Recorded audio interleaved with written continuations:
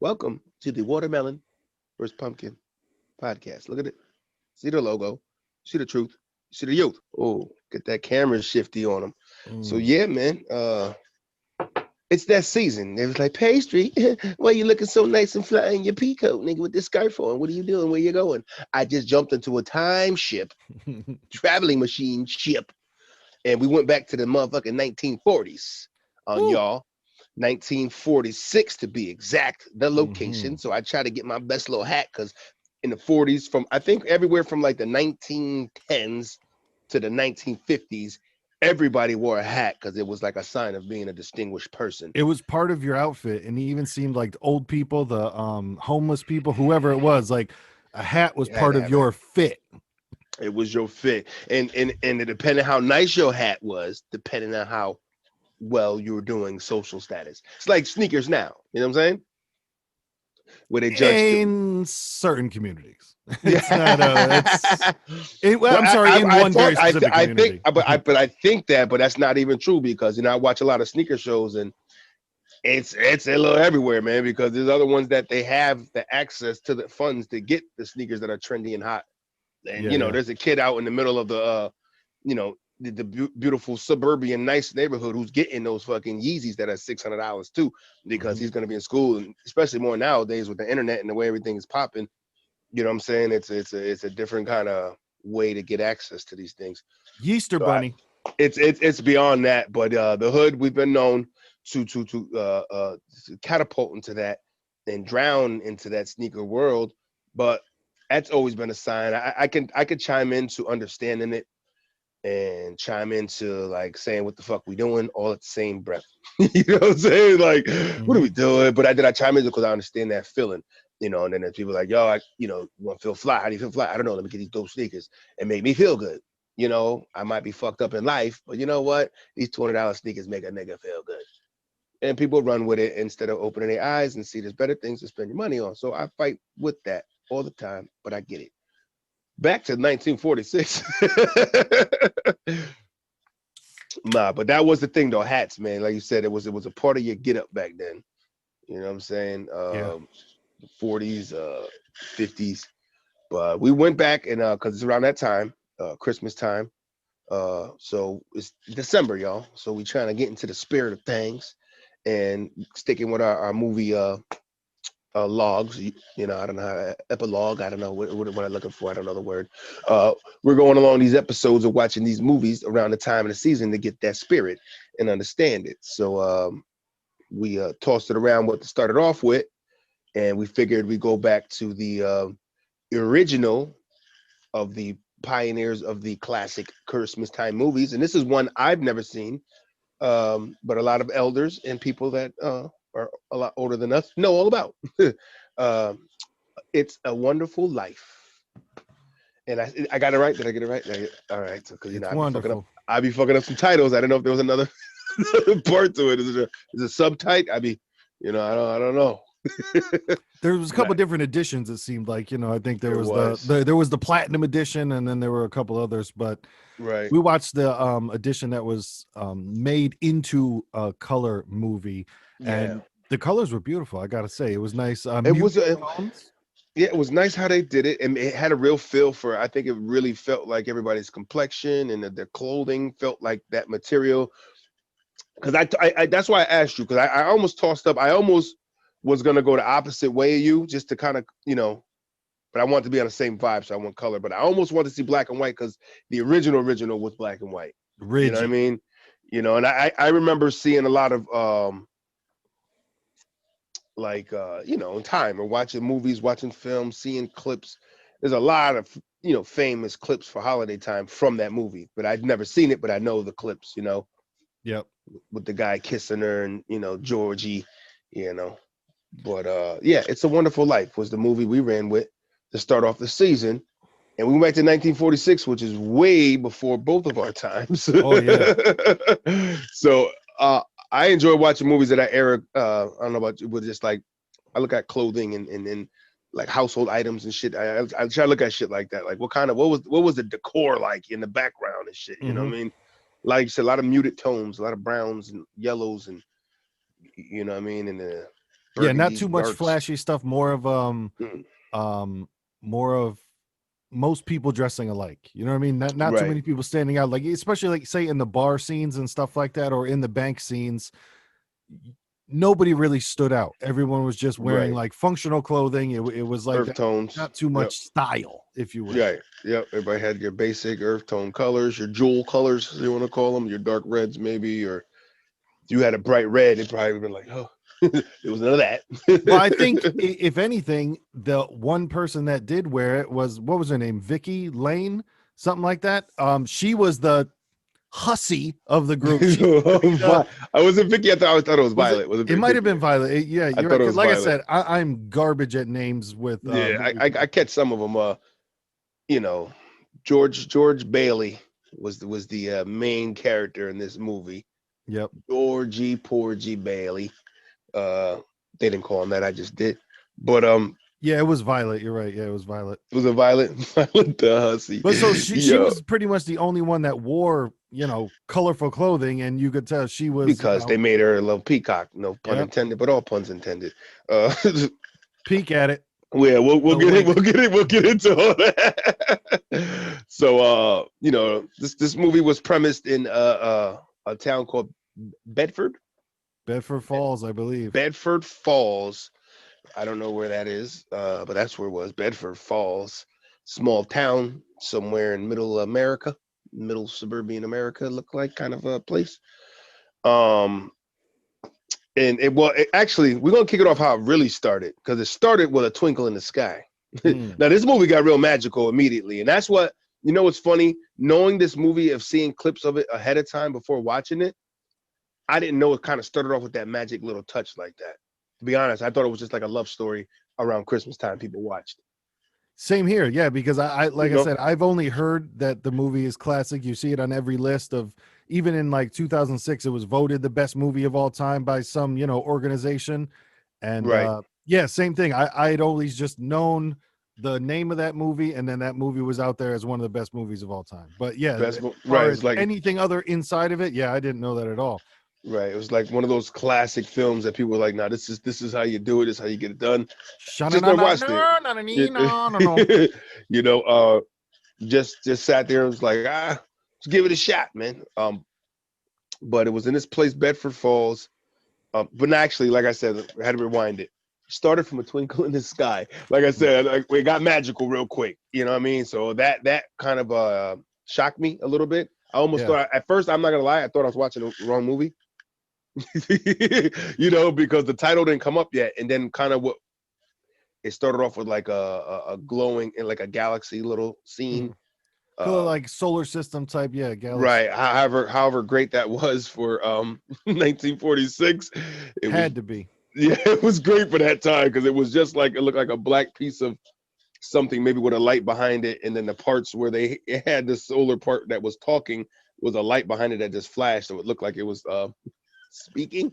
You got to Uh, figure for 1946, that had to be that was the phenomenal. peak of technology, That was like, oh my god, how did you do that? Well, it's Yeah. pretty complicated yet simple, and then you got to relay that onto a film now. You know what I'm saying? And get that angle together. But so it was like supposed to be in the heavens, the galaxy, which was kind of a cool little thing. And then this, they called upon Clarence the star.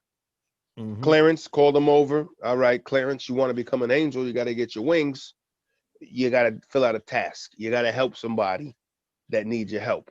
You know what I'm saying? In They the said, twinkle. yo, in one of the hottest lines, when he was asking Joseph, when Clarence was asking Joseph, Joseph. um, is he sick?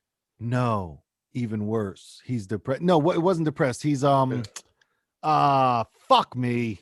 I What do you say? fucking remembered it on Did you? purpose He mad said long, hopeless. and I just You fucking say forgot. hopeless. It was like dejected or something like that, but it was, Right, right. yeah. He threw a good Well, word this out is horrible, and I want to not do the rest of the podcast now. Jesus there. fucking Christ. Yeah, but no, there was the meaning of the gods, so they say, up there, Joseph, and I forgot the other one's name he was talking to, but they called upon Clarence, the star that was an angel. You know what I mean? And he told him you got to help out and go down there. There's a guy who was in need. You know, Yeah, he did say something because I remember there was some chuckle parts in this movie, man. There was a lot of chuckle parts. I'm not gonna front that. I was surprised. I didn't think I was gonna get out of it. Like, but that was pretty good. Yep, um, yep. but it was the freaking. So now these stars are up there chopping it up, kicking it. So now he's going into the story. He goes, "Well, I have to show you first. Can you see?" And he's like, "Tell him to focus. Oh, come on, look. Oh, okay, I'm starting to see. All right." Now he's showing him, giving him the vision. Now it pans into the, these kids in the snow, and they're saying that's, George Bailey. This is the kid. You need to help him out, a kid. He said, "No, no, no. I'm starting off with the story of him younger. I'm gonna tell you out when to get there." Well, one of So the hottest things that I picked up only on the second watch is that when they were talking in the stars and he says, "How long do I have?" He goes, "I got an hour." He's like, "Oh, all right. Yeah, it'll take me an hour to get dressed." And he's like, "No, I am going to show you his life in the first hour." And that's how the movie went. And that was oh dope. wow. When they're talking in the stars, that's what he's saying to Clarence. He's like, "No, no, no, no. You got an hour to get ready, and I'm gonna show you his life in an hour." And like right at the minute Right, mark, the hour. No shit. I didn't even spoiler, right catch. at the And minute mark, he marries Mary and fucking yeah. the hours when is that when Clarence showed up? No, no, no. That No. Oh, well, okay. a little bit later, but Later, but that's when his life was like he was they showed grown. the entire story of his life and he got married and all that, you know? Right. Started from the kids. Yeah. Yeah. Now this was a good one. That's right. Started from the kids. Started from the kid. Now we're Yep. here. So he's telling the story of young Georgie, young George Bailey, and his family in the town of Bedford Falls. It starts off there with that scene as him as a kid, and the guy's kind of narrating. You know what I mean? And it was dope, man, because there was a lot of fourth wall stuff of just even pausing for that time. You know what I'm saying? They're like Uh-huh. pausing the movie and narrating. That's like some now. I don't, you know what I mean? I don't even feel like they were doing it like that back then. You know? I don't know too many 1946 movies, but I know, or excuse me, just movies back in Right. that time. But I I feel like it was it's advanced. always I like, don't know. man, something comes from somewhere and somebody had the idea way back and then now people latch onto it or get inspiration from it. And Right. these are just probably the earliest, Right. Because iterations. it was dope. Like when he said, "Look, I need one about this big," and he said, "Pause it. Look, all right, now take a good look at this guy right here. Take a good look." You know what I'm saying? Yep. It's like, you know what this is? When he was doing that whole, like the way they did that, I was like, all right, this is pretty dope. Okay. I like Yeah. how they did it. Well, I didn't even catch that, man, that the first excuse me, that the first hour was he told that at the beginning, and then the first hour on the minute was up until the point he became an adult from a youth. Yep. That's Because it fucking dope. felt like that. Because to me, when I was watching the first time, it felt like the movie should have. Nah, I don't want to say should have ended there, but it felt like that would have been a fine spot to end that movie. Of just like his life went, his life went fine, and then he got married. So like that kind of would have been, or in a TV show, that would have been the end of the first episode. Shit Right. like that, Right. Yeah. Happily ever after kind of Yeah. gear too. But yeah, nah, what's crazy? I forgot. I almost forgot because nowadays everything is just not that. I almost forgot what a 2-hour movie was like. You know what I mean? Oh Like yeah. this was like 2 hours and 10 minutes because we're so used to now everything is an hour and a half, Mhm. basically for movies. Movies like if you got a 2-hour movie, that's considered a woo. That's a 2-hour movie. You know what I mean? It's not as common like hour and a half, hour 35, hour 40 minutes. You know what I mean? And Add your little that's even long for that. A lot of movies now are right. between 120 and 130. But real One quick, third. I watched it back and what he Mm, said in the first scene, when Joseph was talking to Clarence in the stars, he said, mm. Clarence asked, "Why do I have to go down? Is he sick?" And then Joseph said, "No, even worse, he's discouraged." It was the word He's discouraged that I couldn't think of. discouraged. Okay. Yeah. He's just nah, he's not sick. He's discouraged, man. And that's what it It's was. like As we get later into the movie, it was almost akin to Planes, Trains, and Automobiles, where everything just starts going wrong, and you get to that fuck it point, where you just get to right, that, man, man. give me Yeah, something, George, body him, body everybody, Yep. George. George. George out in Bedford. Friend to you What? and me. Watch out for that tree. That's he a hit scene. it. Oh man, but yeah, Georgie Bailey and his family, the Bailey family, was kind of known in that town for they were the local Well, they had loans and They had the like building a and bank, loan. That's what it was. The building and loan. So yeah, building and loan. it was a bank to help people build their houses and help people out with money. And they weren't the misers. They weren't the greedy type. The banker character that we know, which was Right, Mr. Potter in the Mr. movie. Potter. Yep. Not to be But confused with Harry Potter, but same yeah, name. it felt, dude. I felt like it all the time because his name was Henry Potter. So Henry, all I could hear was Henry Harry Potter. Potter. I know. When they first said, I said, that nigga's name Yep. Henry Potter. Henry Potter. Harry. But yeah, so the first hour of the movie was kind of like establishing George's character. Like in the first scene, like you said, when they're all sledding on the ice and shit, which looked fun as hell to hold a shovel and sit like That's how they did. That's how they did back then, man. Yeah. Somebody told me about that. That's funny. Like they threw caution to the wind. Like fuck it. You talk to somebody that's like in their 70s, that's what they talk about. Oh, man, when I was young, man, we up on a sled and just hold on to the handle because they were metal ass sleds, Yeah. Metal shovels. I'm sorry, shovels. Yeah. I said sleds, shovels as sleds. Excuse me. Bars. Yeah, shovels a sled. But yeah, that did look like fun. So, but it shows, like you said, it showed George's character off the rip. Yeah. Him and his boys and his younger brother Henry. Henry or Harry. Excuse me. It was Harry Bailey. Harry, the young fella.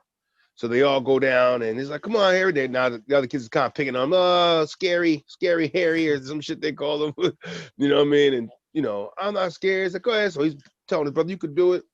He comes down. Now he a little nigga, so I think that's why he flew a little further than him. Yeah. So he bypassed. But that's what they were going for too. They were trying to see who could slide the farthest out on the ice because they had a hill going down to a pond and just on the ice. But nobody calculated going as far as little Harry did, and he ended up flying all the way to the point where he went into some water. Yep. And big brother Georgie went in and saved his life. And because he saved his life, I think he said he got from the frostbite, I guess, from the cold.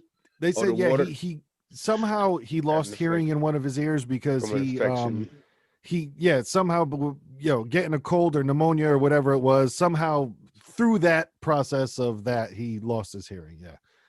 So but they were just trying to establish that George was a really good person that would do anything for anyone, and back then and for most of his life just kind of took everything in stride and wasn't discouraged by you just lost your hearing in one ear, but hey, everything's still fine, I'm still kind of like a puppy, like if you just fucking excited all the time still, no matter what. Right. He was on top of it, saying that even though like you said, he just lost his hearing, saved his brother's life. The dude wasn't bitter one bit. What I'm saying? Like, hey, we rock with it. I got one ear, let's get it popping. Yep.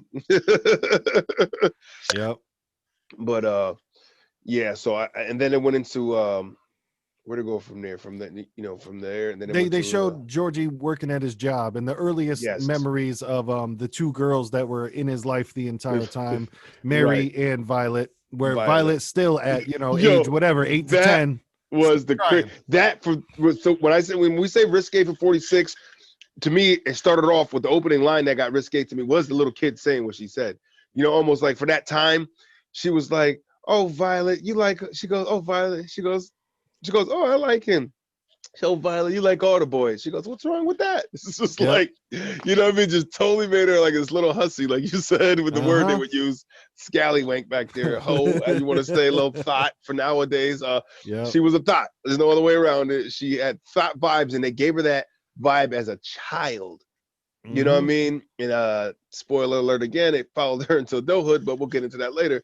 But but you know what too? Certain people will look at that as, hey, that's who she was, and she was always being true to herself, and that's what she wanted to do. So more power to her. If that's who you are, accept it. Because she didn't have any shame in her game. That's it. That's who she was. And the whole thing is too with that. It was beautiful when you say it like that. Is for the people that are doing when you're that way and you do it that way. Don't get mad if somebody calls you on it. Hey, oh, you guys did, this guy's a dog, he sleep with everything. He got to own that. You know what I'm saying? Like, you got me. I can't help it. I be slinging this thing.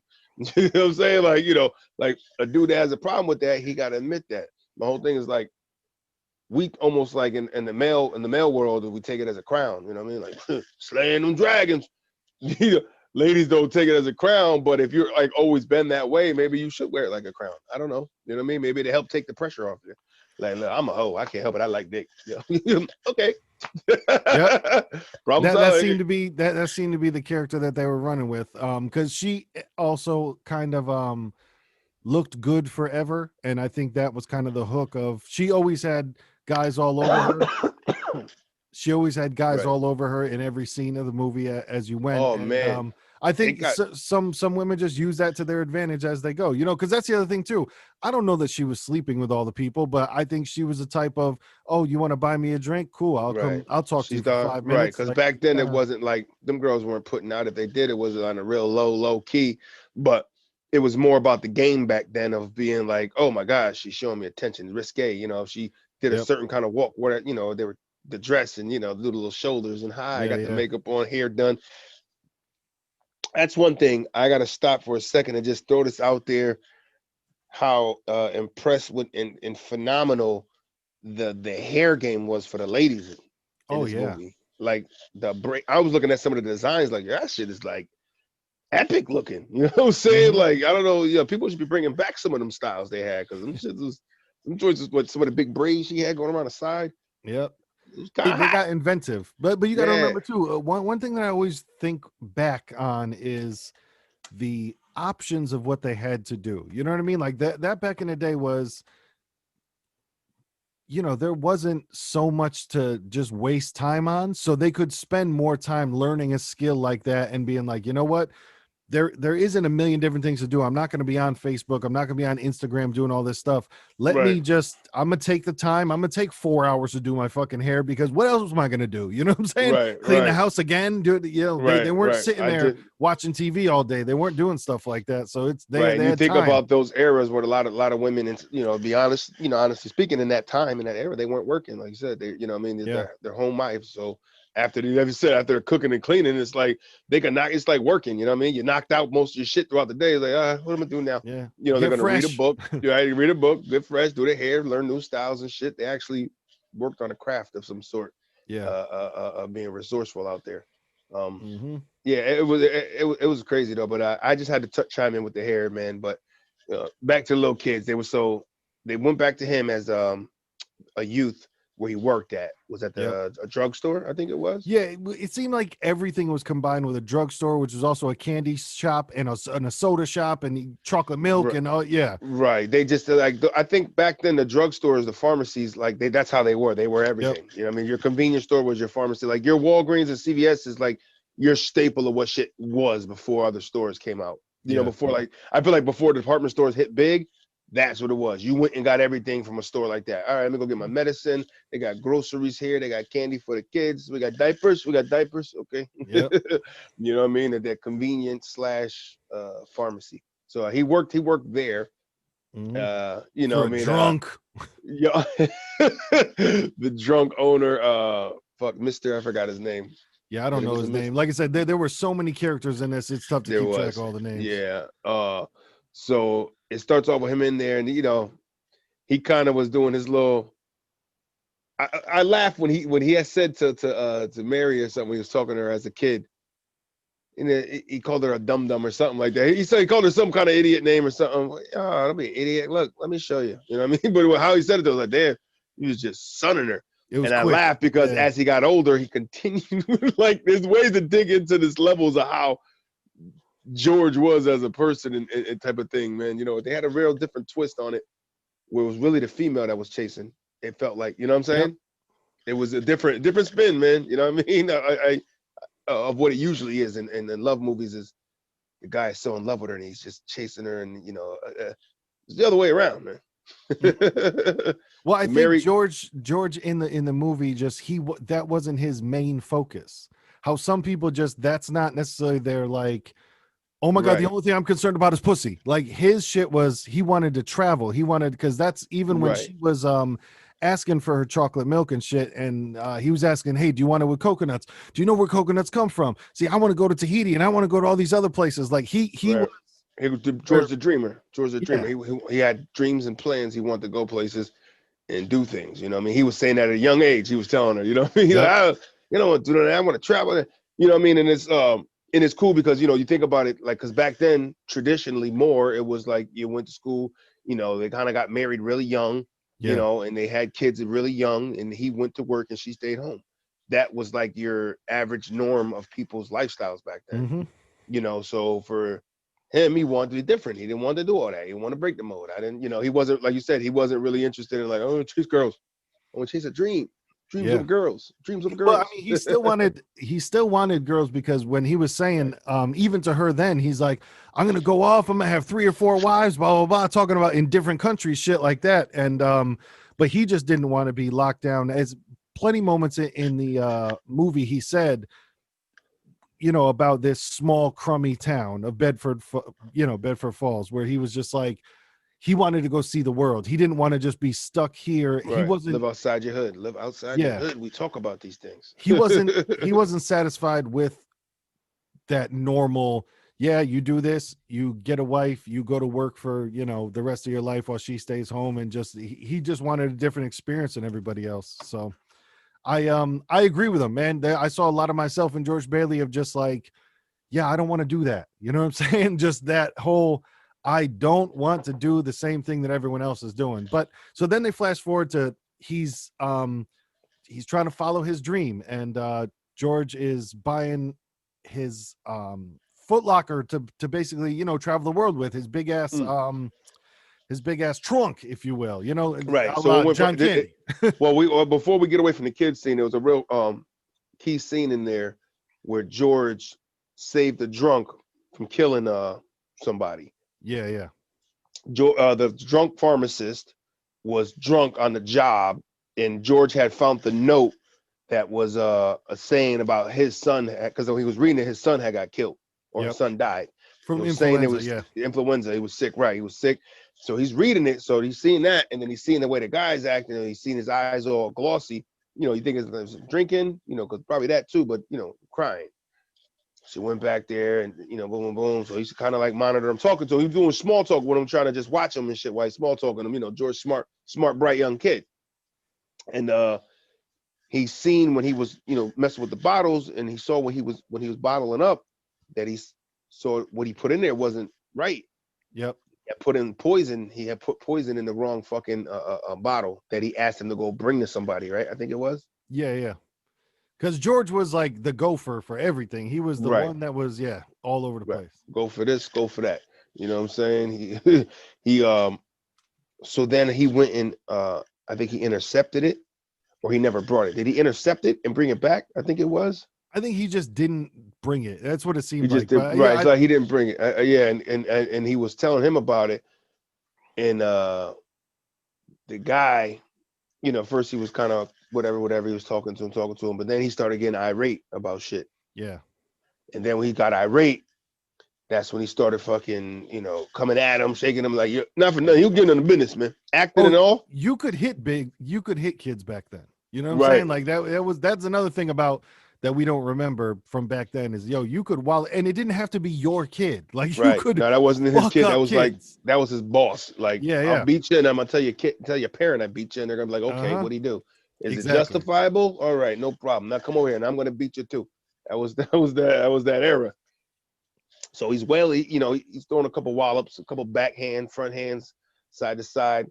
No hugging like Tyson and Roy Jones. You know what I mean? They actually, uh, he actually threw some clavicles at him. Pop, pop, pop, pop. You know what I'm saying?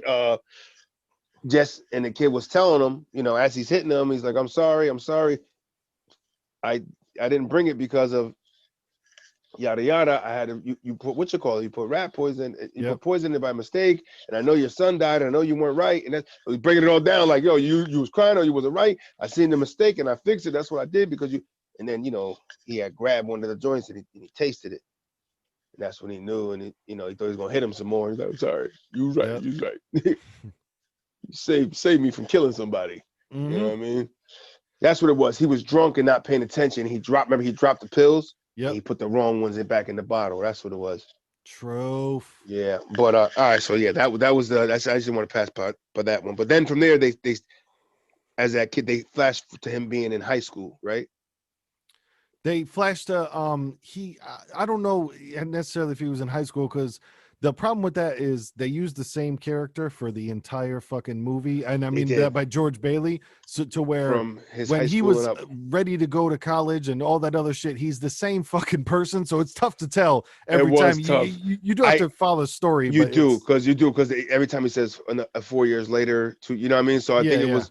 It started with him in college, like you said, because they were in high school because he's at the high yeah. school. It's like the I think or maybe finishing high school because, like I said, then he was buying his Foot Locker to make the trip to.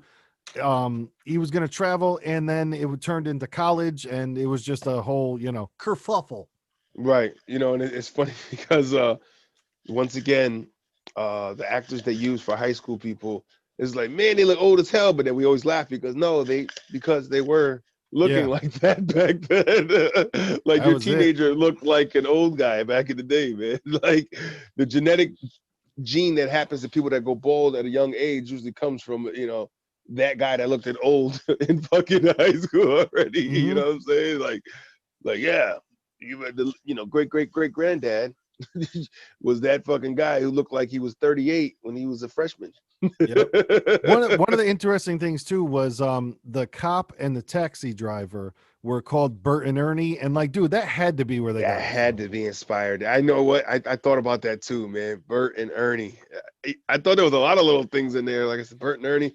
And I said Harry Potter. I don't know if those books came out before this movie, but if they didn't, that's pretty. No, I don't know. bro, those books came out in like the 2000s. Harry Potter's not old. That's not an old book they relaunched or anything. No, no, no, no, no. Oh man. That's So somebody's a fan of that. Instead of Henry Potter, we'll go Harry Potter. yeah, They took Harry because the little brother, one of the characters, and Mr. Potter. Bam. true. Listen, you never know, man. It's these film lovers, man, that write these scripts, man. They get inspired somehow, somewhere. Oh yeah, yeah, So you could tell there was a lot. But so then you fast forward to they're at the house, and the interesting thing is, like, when you think just what they did back in the day, like his mom is hitting the broom on the ceiling because the kids are just upstairs dancing. Like that's what it is. They're just upstairs dancing, cutting a rug, having a ball, which right. could you ever imagine going to your brother's house and be like, dude, let's just turn on some music and fucking dance? Like, Right. Right. no. Yeah, I tell you, the only shot I gotta throw at this movie, and I gotta throw it because I gotta be said, is the only two black people that had in there had the worst fucking positions in there. The maid, which was the servant, Yep. and the guy that was entertaining and playing the piano. I noticed things like that. It was the only two because I kind of was Mhm. looking like I know No, I didn't there was expect much for 1946. I kind of yeah, yeah. you got to know for that time it's just not happening. To me, Hmm. I almost feel like it's better to leave it out. You know what I'm saying? I almost feel like that's a slap in the face almost when you put a little pepper in that whole salt pack. You know what I'm saying? It's like almost You know, like I yeah. think Well, I think we can look back at it with the lens now, but I think back then that was a position that just was held. Like most housekeepers were black women, and I think it's just I don't think it's it as was like I it think was true they had it's jobs, but it's like that was their job. But these were the jobs. Not to say that the Bailey family was fucked up because she was witty and snappy. She wasn't no yeah, like yeah, yes ma'am, no she was popping off. She was family. yep. As far as I seen, like, it was different. They made her character like she was family. Hmm. But like you said, they did make it truthful, like unfortunate. But back then, you're not gonna see no blacks in other jobs. So you're right. I think the time wise, it was like, well, that's kind of what's going on. So maybe the person who did the movie is like, I kind of want to incorporate somebody. Is it fucked up to do it? But yeah, who's gonna say? Who I don't cares? even think it was I don't even think it was thought about because you got to think 1946. They're not I, looking I, at it I, with the lens of us. It's yeah, but I gotta. I don't know. I feel like it's yeah. Let's put the guy in the piano in the maid. But she was a little witty, so it was made a little sassy. But then it was like that whole stereotype Aunt Jemima. They made her like act a certain way. You know what I mean? yep. I couldn't really dig into that part of that. But I'm not. It's not taken away from the actual aspect of the movie. I'm not going down an avenue like you was racist for those guys. I said that's my only really pick I had at it. You know what I'm saying? Yeah. But other than that, she was funny though, man. The fucking Anna, I think her name was, or Hmm. she I was think so. she was popping off on them, and I think that what she said. I think all kids. That's why I think all kids should be girls. And then she was like, "Well, how are they gonna?" Never mind. Yep. And Then so they won't. now this scene is one of the first ones where then his father, George's father, asks him to give up his dream. Basically, his father asks him like, hey man, yeah, I know that you want to go to college, but can you stay at home and run the business instead? Right. Which, man, First flight. I feel it so Right. deep because I know people in my own life that did the same thing. Like my grandfather on my mom's side, for example, like he did nothing but work his entire fucking life and died at like 72. And I'm like, it it's a sad story, but to me it was an inspiration, and I saw so much of it in this movie of not in terms of being selfish, but there is a point where you have to just go, no, no, no, no, no, I'm doing this for myself. You know what I mean? Like Right. there's a point of helping people, there's a point of doing the quote right thing, but then there's also, you have to have some self gratification and self satisfaction as well, instead of just, it can't always be doing everything for everybody else and Right. always doing everything because it's the quote right thing to do. I think that fucks people's lives up, and then they're the ones that end up age whatever, like, oh my god, I never did anything. You know, like Right. me and Crip were texting about it the other day of, there's people who they work, they buy a house, and they're like, I did it, I'm done. And I don't get that. Like, that's nothing that I want in my life of like, oh, I bought a house, so now I'm done. And I did the American dream and nothing else matters. Like, Right. and for people that are satisfied with that, God bless them. That's amazing. You know what I mean? But I Yeah. just don't get And it. uh It and doesn't work for me. I do get it, but I understand that too. Like, the dream should be bigger than that when it comes to, like, what people want. But then I feel like sometimes you go into that staple of, I go into, like, even me, like, I've never lived in a house, I mean, my parents never owned a house. I've never lived in a house. I never, so it's almost like you take that as like, oh, people take that as they want to do something that, that they've never done. And that's like an accomplishment enough. Where I got to a point where I have equity of some sort and I own something.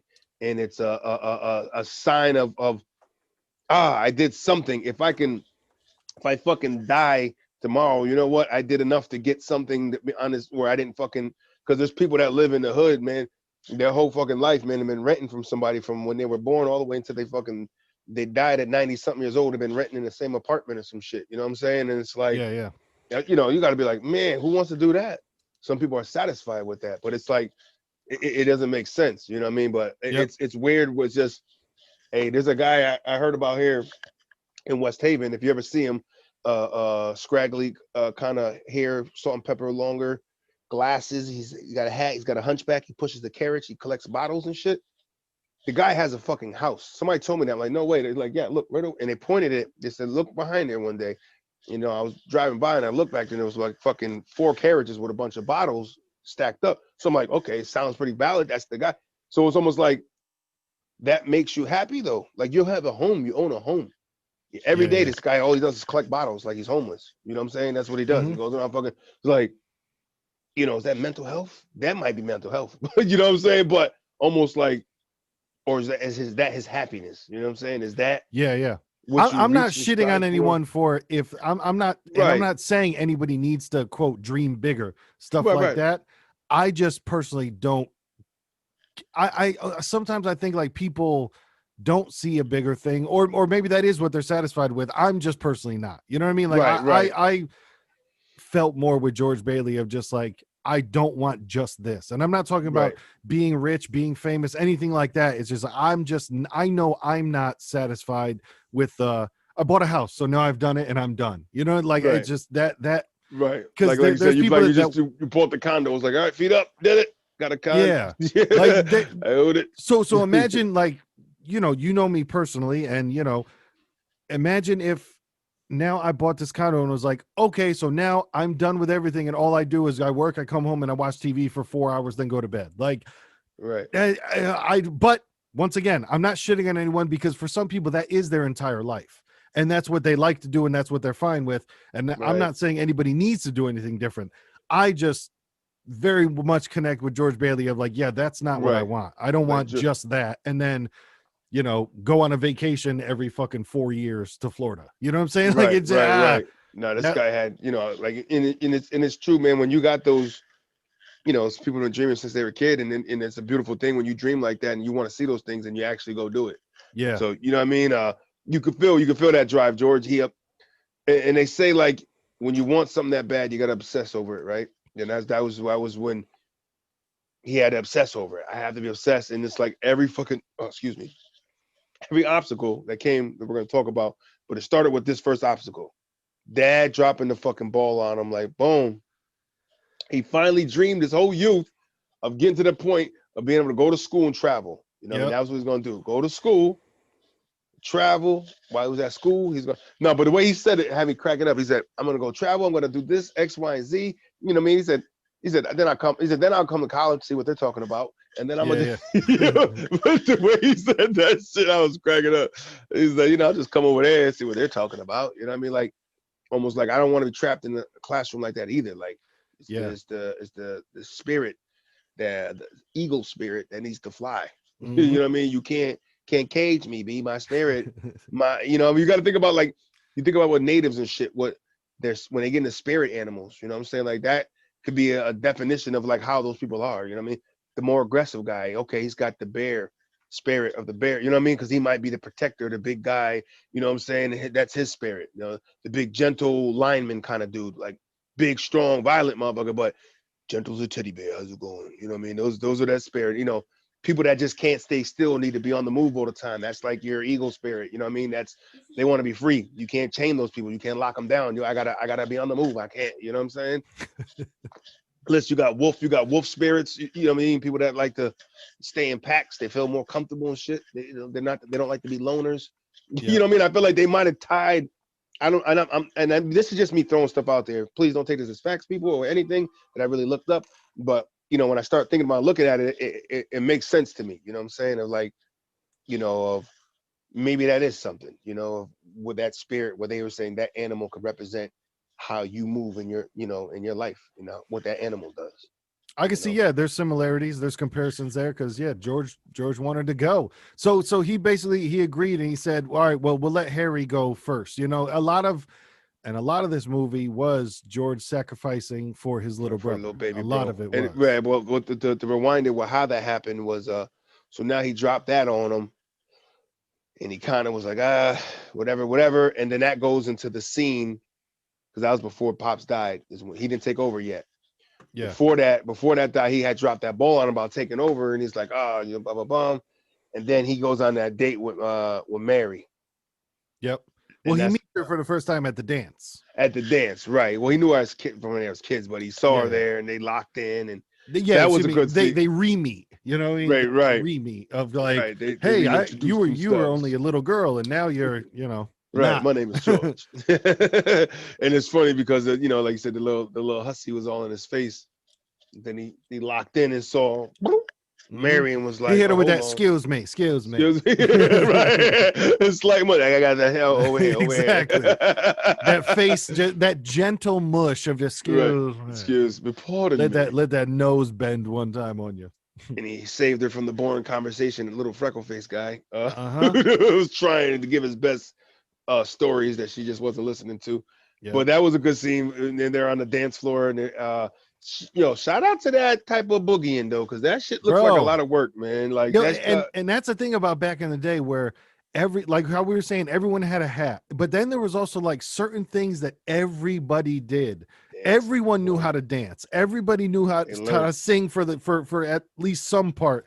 Everyone was like an entertainer. They were out there like that. Nobody was scared over on the side playing the wall on the Right. dance That was floor. your big Everyone thing was in the like, 50s, "Oh, 60s. we dance. Okay, it's Yeah, time to dance. yeah. Everybody knows how to dance. Let's get out there and Right. do it." That It shit started getting a was, little funny, like you got to the 50s and 60s, because 50s is the time of the girls just sat lined up and waited for the guy to come over. They're never gonna yeah. get up and dance. They're like, can I have this dance? Can I have this? You know what I mean? And that was that Hmm. chivalry type era. And Yep. let me put down this jacket so you can walk over a puddle, LL type shit. You know what Yeah, yeah. I'm saying? But yeah, no, man, they were getting it. I think they were saying it was the Charleston, something like that, but they were getting it. It was dope.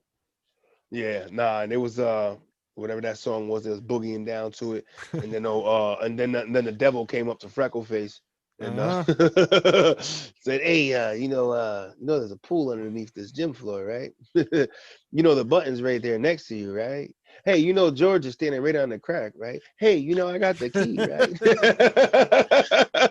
On And that this little, shoulder, just you know, constantly, you know what I'm saying? And seeing the little nigga stewing over there, sitting over there, pissed as hell, watching George get busy with the girl he tried to bag all night. Mhm. Probably had a crush on her forever. And Georgie came in with because he's a bird, came in and scooped her ass up. Did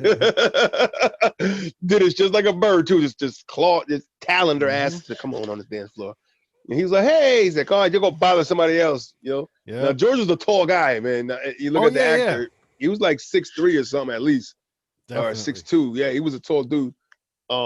So after the devil ear fucked freckle face, he decides to put the key in, boom, boom. Now the floor opens up. That was a pretty epic scene right there. Yep. Now the floor opens up. Everybody kind of makes their way on their separate sides, but everybody kind of stops dancing except for George and Mary, because they listen, it's a dancer's high. It's not coming Uh-huh. down. They don't know when to stop. They're not paying attention to nobody. They're locked in with each other and they fucking shuffling, kicking, and they keep getting close to the edge of the pool when they're backing up, and they're thinking everybody's watching them and cheering them on. Yeah, he's They're like, we're like, doing oh, pretty good, huh? we gotta be killing it. They're fucking cheering us on. But they were making noises because they kept getting close to the edge, and then it came down to them fucking falling in the pool.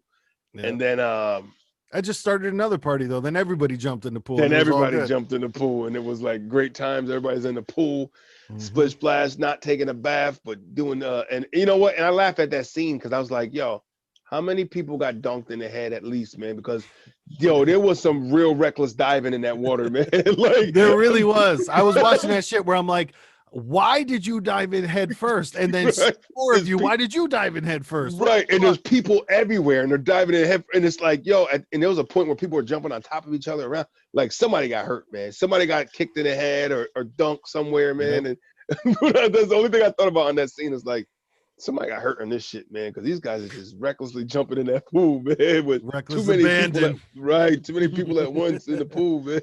It's shit in the pool. There's some shit in the pool. For Um, real. so then they get out of there, and somehow he ends up with a football uniform, because that's what the football uniforms looked like back then, the striped shirt with the Yeah, pants, it seemed to be leather. I'm sure they broke into they didn't, go into specifics, but I'm sure they broke into the locker room and he found a football jersey. Mary got a robe, and yeah, and then he went to Right. walk her home on a Just walking nice. home with their wet clothes in their hands, and Mhm. him in a football uniform, and her naked with a robe because he was naked Yep. underneath. And he stepped on it the first time, I mean, oh, excuse me, because his thirst was real. You know what I mean? It's okay. He's a young man with a, with a level testosterone that's got to get released. So he's, you fuck what age at that point that, if you're a high schooler, usually your testosterone's going through the roof. Usually, you know what I'm saying? Yo, and So James Stewart, I googled it. James Stewart, the actor that played George, 6'3". That's a big dude ah, for back then, especially. yeah, definitely tall, dark, and handsome. Tall, Hmm. dark hair and handsome. He was just, hi, you know what? I'm George Bailey. Um, I don't know why they all talk like that back then in the movies. There, Yeah, that It's was the American accent, I guess, back then. But I'm sure if somebody from back then, got unfrozen and heard the way people talk now, they'd be like, "What the fuck are you saying?" Because that's how I'm like, like now, and I've been alive this whole time, and I'm listen. like, I don't know what the fuck you're saying. Why are you saying vibe 20 times in a conversation? I don't understand anything. Can you tell me what's happening besides saying energy, light, and vibes? I don't know, but it's the different slang everybody has. It just Right. It's what's things grow. common with, like you said, when everybody was wearing hats back then. Yeah. I Right. feel Yeah. like If not somebody was everybody's alive wearing now. sneakers, but I think like it's a big thing. Like I replaced the everybody with hats to now be everybody with phones. You know what I'm saying? Mm, It's the thing. Everybody's got a phone. You gotta have a phone. You know what I mean? That's yep. like the thing to have. It's just like having a hat back in the day. You had to have a phone. You ain't got a Exactly. phone, you're behind the times. You know what I'm saying? True. Back then they had hats and newspapers. Now it's just everybody's got fucking phones. You get on a Hmm. fucking public transportation, and there's 40 people on the fucking bus. Everybody's gonna be on the phone more than likely, unless the old timers that don't believe in them anymore. They're gonna be sitting there like, I'm trying to see shit coming before it happens. Ain't Head on nothing a but swivel. yeah, ain't nothing more on point than an old timer. Yep. But so now they're walking home all wet, and he's joking, and No, George had some lines in here, man. You know what I mean? He was talking about like when he talked about the lasso around the moon and shit. Like George was spitting them. He was spitting that G, man. He had some bars in here. I was like, okay, George. He was a romantical type Yep. nigga. You know what I'm saying? So say, yo, what do you want? What do you want, Mary? Huh? You want that moon right there? I throw a lasso around it and bring it down here for you. You know what I mean? Yep. Like, okay. Now I know because that was like an epic scene in a lot of movies. Um, Bruce Almighty. Do you remember that movie? Oh yeah, yeah. The scene there when he was trying to Yep. He zoomed it in for her. yeah, he fucking did the fucking lasso and then Mhm. fucking put his hand on the balcony and fucking pulled that shit in stupid close. Yep. Then she came on the balcony like, what the fuck? You're like, I was the moon like right here. Yeah, That was a it great is always nice going back and seeing like, oh shit, that's where that came from, and it's always from the classic movies, stuff like that. Yep. So that whole lasso around the moon was a fish. Hmm. He was spitting that game to her and doing his little thirsty talk and he had little jokes with her on. He did a lot of you could tell through the whole thing you could tell she really liked George. I won't say more than he liked her because he liked her too, but like you said, he was more focused on what it was. One time he liked her, but he was trying to be more focused on what he wanted. You know what I mean? Yeah, yeah. When she just was like, all I want to do is be with you. Like, you know what I mean? She went Hmm. away to school and came back. I was like, all I thought about was you. You know Yep. what I mean? Like it was almost like, damn, you was trying to trap that nigga the whole time. But anyways. Well, I think it was back to that. This is what everybody does, and Right. she was also As of the same mind state. And George was the outlier. George was the I don't mean this, but George was the weird one. You know what I mean? He was the one right. that wasn't As doing out the what you norm were what they were quote doing. supposed to do. And Yeah. and that's so true because it's like you said, the man is like you worked, dad owned a business, you took on the business. The ladies, you went and you found the man who got a good job and you had kids and you became Susie homemaker and you took care of everything at home. Yeah. Well, he went and made the bacon. You know what I mean? And she was excited. It seemed Mary was excited to be that person. Hell She yeah. just loved George, everything about him so much. Like I want to be that person. I want you, and I want to be that person. I want kids. I want to, you know what I mean?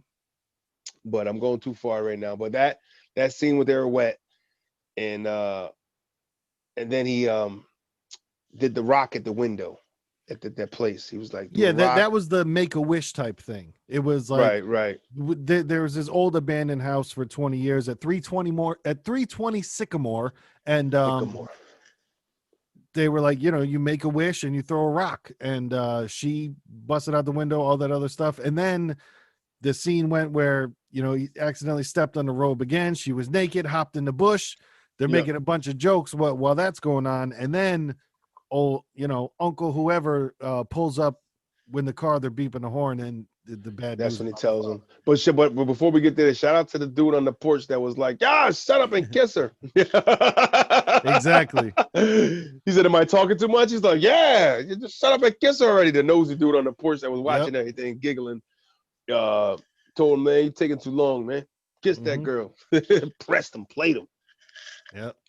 That's what it But is, though. A lot of times, from the side, you could see the situation that's occurring, and it's like, yo. But if you're in the situation, sometimes right, and force you think about trees. the. I just laughed too about those times in those areas where there wasn't many cars, there wasn't many, not much noise. It's very quiet. You're gonna hear people talking at a low rate. There's not much city noise or noise in Yep. the area. No generators humming. It's just what's that? I hear everything you talking about, Hmm. nigga.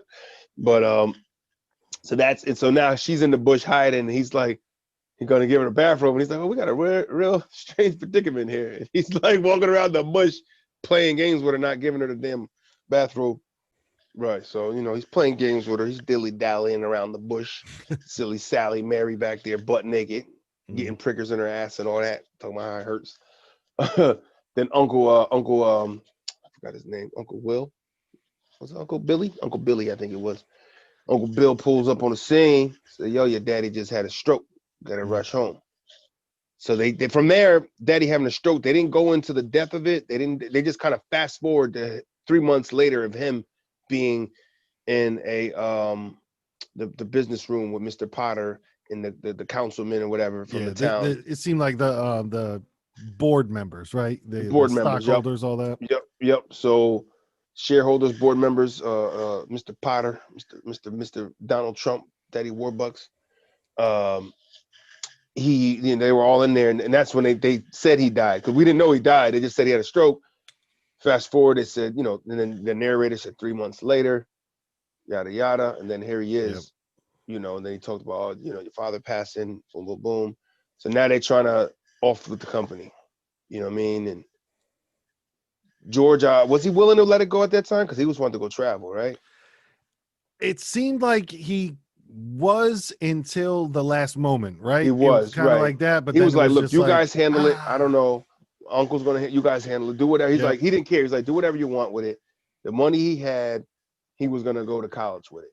You know what I'm saying? That the money he had got from whatever pops, he didn't really, at that point, he was like, let the business go, whatever. You guys are fighting over it. You should keep my father's business what it is, let my uncle run it. Boom, I don't want to do with it. Until the Mr. Potter started popping off. That's what got him back. Mr. Potter started bumping them gums on him and shit, talking shit about his father and yada yada. And that was the kind of like, you know what? Yeah, nah. He gave a real like sentimental speech about what his father's business meant to the town, meant to the Yep. people, and how how relevant and it meant something to them. It meant something to the Baileys and what they did, and boom, boom, boom. And he put it out there, and of course, the guy who's like the smug politician, Mr. Potter's rolling his eyes the whole fucking time, like, all right, kid, all right, yeah. Yep. Mr. Violins Potter's playing, about business, not right. anything personal. He don't give a shit about none of that. It was about that dollar, kid. What we talking? I don't know. Yeah, I wanted your father's fucking building forever now. So he's like a slumlord. Anyways, Mr. Potter, we didn't talk about him. He's a big fucking like a slumlord, fucking property manager. A owner. He owns a whole shitload. Got a lot of money. He's buying everything. He's going through the town, sweeping through, monopolizing. So he was like, whatever, and he left. He said, I don't care what you guys do with it. So I'm all done. And he left. And that's when the guy came out and told him, he goes, the board wants to go with you. He said, only under one condition. You become the executive. You become the man. It's the only way they're going to keep it. So now here you go. Once again, his dream of what he's about to go do, take that money, go to college, has to get put on pause because he has that sentimental moment of, well, I can't let all these people down. right, he can't let everybody down. And his father's name in the business, and he didn't want to go out like that. So we ain't going out like that.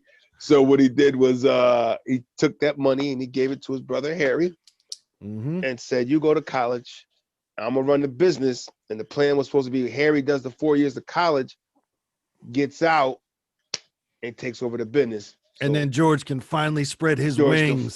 So now I'm thinking that was like right around, because when they were walking in, when she was wet, she said she was 18. They were around the same age. I think he may have been a little older, 18, 19 or whatever. Oh, you're 18 now? Oh, I thought he said, I thought you were just 17 last year.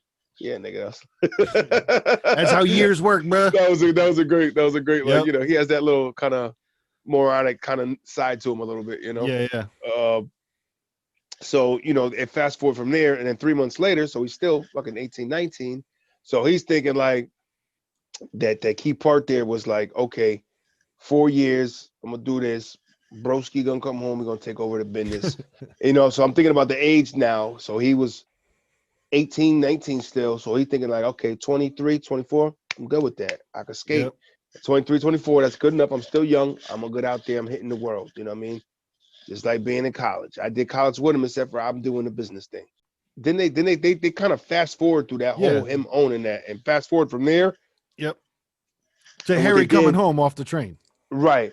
But what they did was, I believe, when that happened, then they gave a timeline of what was going on in 40, and then that war hit. The war hit. There's a lot no. That's a whole lot later in the movie. That's like another, because this is when Harry comes home from college with his new wife. Okay, yeah. He didn't go to war yet. He just came home from college with her. That's what I thought. He came home from the military with her. My bad. You're right. I went too far. All right. So now he comes home from college. Yep. And like, so now it's the uncle and him like, hey, so George's happy to see him. He ate it on the chin for 4 years, man. Had to do fucking business with shitty ass fucking Potter and all that bullshit. He been trying to take his shit since for the last 4 years, button up his ass with a microscope, trying to take his stuff and his people, his residents, and to fuck with him. And Harry comes back and it's like, okay, we got him. And I love it. It's like, because they don't know what's going on. They can put a hand around him. All right, let's go. He goes, hold on. I told you I had a surprise for you. This is my wife. Mm-hmm. This is my new wife. I got married. They're like, oh, but you seen George's face like, oh, married? There was no happiness. It was like, nigga.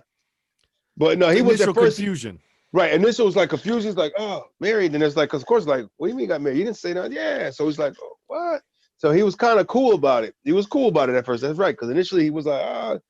And then he was like, and he goes up to her. Well, how did you, how did you get this pretty lady like you get to be with her? Oh, she goes, oh, well, my daddy promised him a job and, really good job. And, and that's when George's face went, There it goes again. There it goes again. He said, I already know what's going to happen. Oh, so when he asked little Harry, Prince Harry, brother, what's going on? Are you? He said, no, I just said that. No, Harry's pulling. I just said that sort of type shit. It's like, he hit him with the like, well, it's not guaranteed. It's still an offer. I never said yes, that type of stuff. Right. But the woman, like we explained in Pigeon Kings, the woman's like, well, this is what I want, and this is what happens with what I want. So I don't know why it's not working, So a lot of women go with the assumption of, I have a vagina and this is what I want, so things are going to work out, Ask Violet. She right. knows. She knows. If she ain't using it to get it, she's using it to get it. You know what I'm saying? Like, you know what I mean? It's like if she ain't spreading, she's just letting them on. Like, I'm letting it be on that I'm spreading, but it's not happening. Once again, it's on. Because back then, all she had to do was show a little kneecap, and niggas was dropping dead. You want me to buy you a soda? You know what I mean? You want me to take out the lunch? She showed me knee, bro. She showed me kneecap. It's risque, man. You know what I mean? Little elbow in the house. Yep. Anything low cut, if you get like anything close to seeing the top of the cleavage line, it's like, whoa, burlesque. You know what I'm saying? Like, nowadays, our society is so fucked up. It's gonna be like, dude, she showed me her dick. You know what I mean? It's like, what? How did at the bar? Okay, in 2020, it makes sense. She showed me her dick. All right, cool. Right. I asked her if I could buy her a drink, and she fucking turned to me, grabbed a cup with a half drink in it, and pulled out her dick and dipped it in the cup, and then put it on the counter and said, "Have a good day." This is what I deal with, and there'll be nothing absurd with that. It's just 2020, man. And then they went to a bathroom that said identify ? Yeah, whatever you want. So man, so now he's back asking his brother, the whole like, whoa man, what the fuck, and I've been here holding the bag for 4 years. Tell me what's up. Right. And yeah, he does the no man, I didn't say yes yet, but you know what's up. George knew it, and that's why he had that face like I don't foresee that. And then he's asking a couple more questions. Where is it? Oh, it's my dad. And it's, he's asking her. She's like, oh, it's in Buffalo. Yada yada. He's like, okay, now how far it is and shit. Oh, does it pay well? No, but it's for the for the long run. It's for the don't even pay well. Come on, you got a business at home, man. That you promised you'd run, man. You got some pussy and you played them. It's messed up. Mm-hmm. Pussy over priorities, unfortunately. That's how a lot of it happens. I tell you, man. A glass factory is what it was too, which is I don't know if I've ever even heard those two words together. A glass factory factory were big back then, man. Fucking glass was the move. So he ends up and did it be like did he just leave after that? Or that's when he from there did it get into it got into him and Mary again, right? Then they got married after that. Then it kind of fast forward to that, like right after Harry coming home and getting married, and almost fast forward to George, getting married with her. It zipped into that really quickly. Yeah. It kind of turns quick into not that fast forward, but then there was a party at the house, and then George's mom was like, Mary's back. Go see Mary. You know what I'm saying? So then he had to go over to the house. 4 years. Yeah, 4 years he hasn't seen her. You know what I mean? Like that. She went off to school too. That's what it was. She went off to school. He held the bag back in the town. Mary's back. Oh yeah. Yeah, 3 days ago. And he was like, oh, I'm not going there. And like he was thirsty that night though. He was looking for some love and companionship that night, man. Oh George, you know what I mean? Because he almost fell for Violet, man. On his walk. Violet was an option the entire time, man. If he wanted it, he could have, but it was that he could have, but he never gave any attention to it, except for this time, the first time they showed it at least, where he actually entertained it. Like, I'm kind of thirsty for love, and then he just wanted the romance. He was like, let them all talk. He just wanted to build it, like we'll do this and be romantic and do that and let them all talk and think we're doing that. And she's like, whoa, whoa, whoa, whoa, but the way she clowned that nigga, it's like that was like you said, she was a thought back then. She probably was like, no, I want you to bend me over, do things, and get away. Well, it was the thing.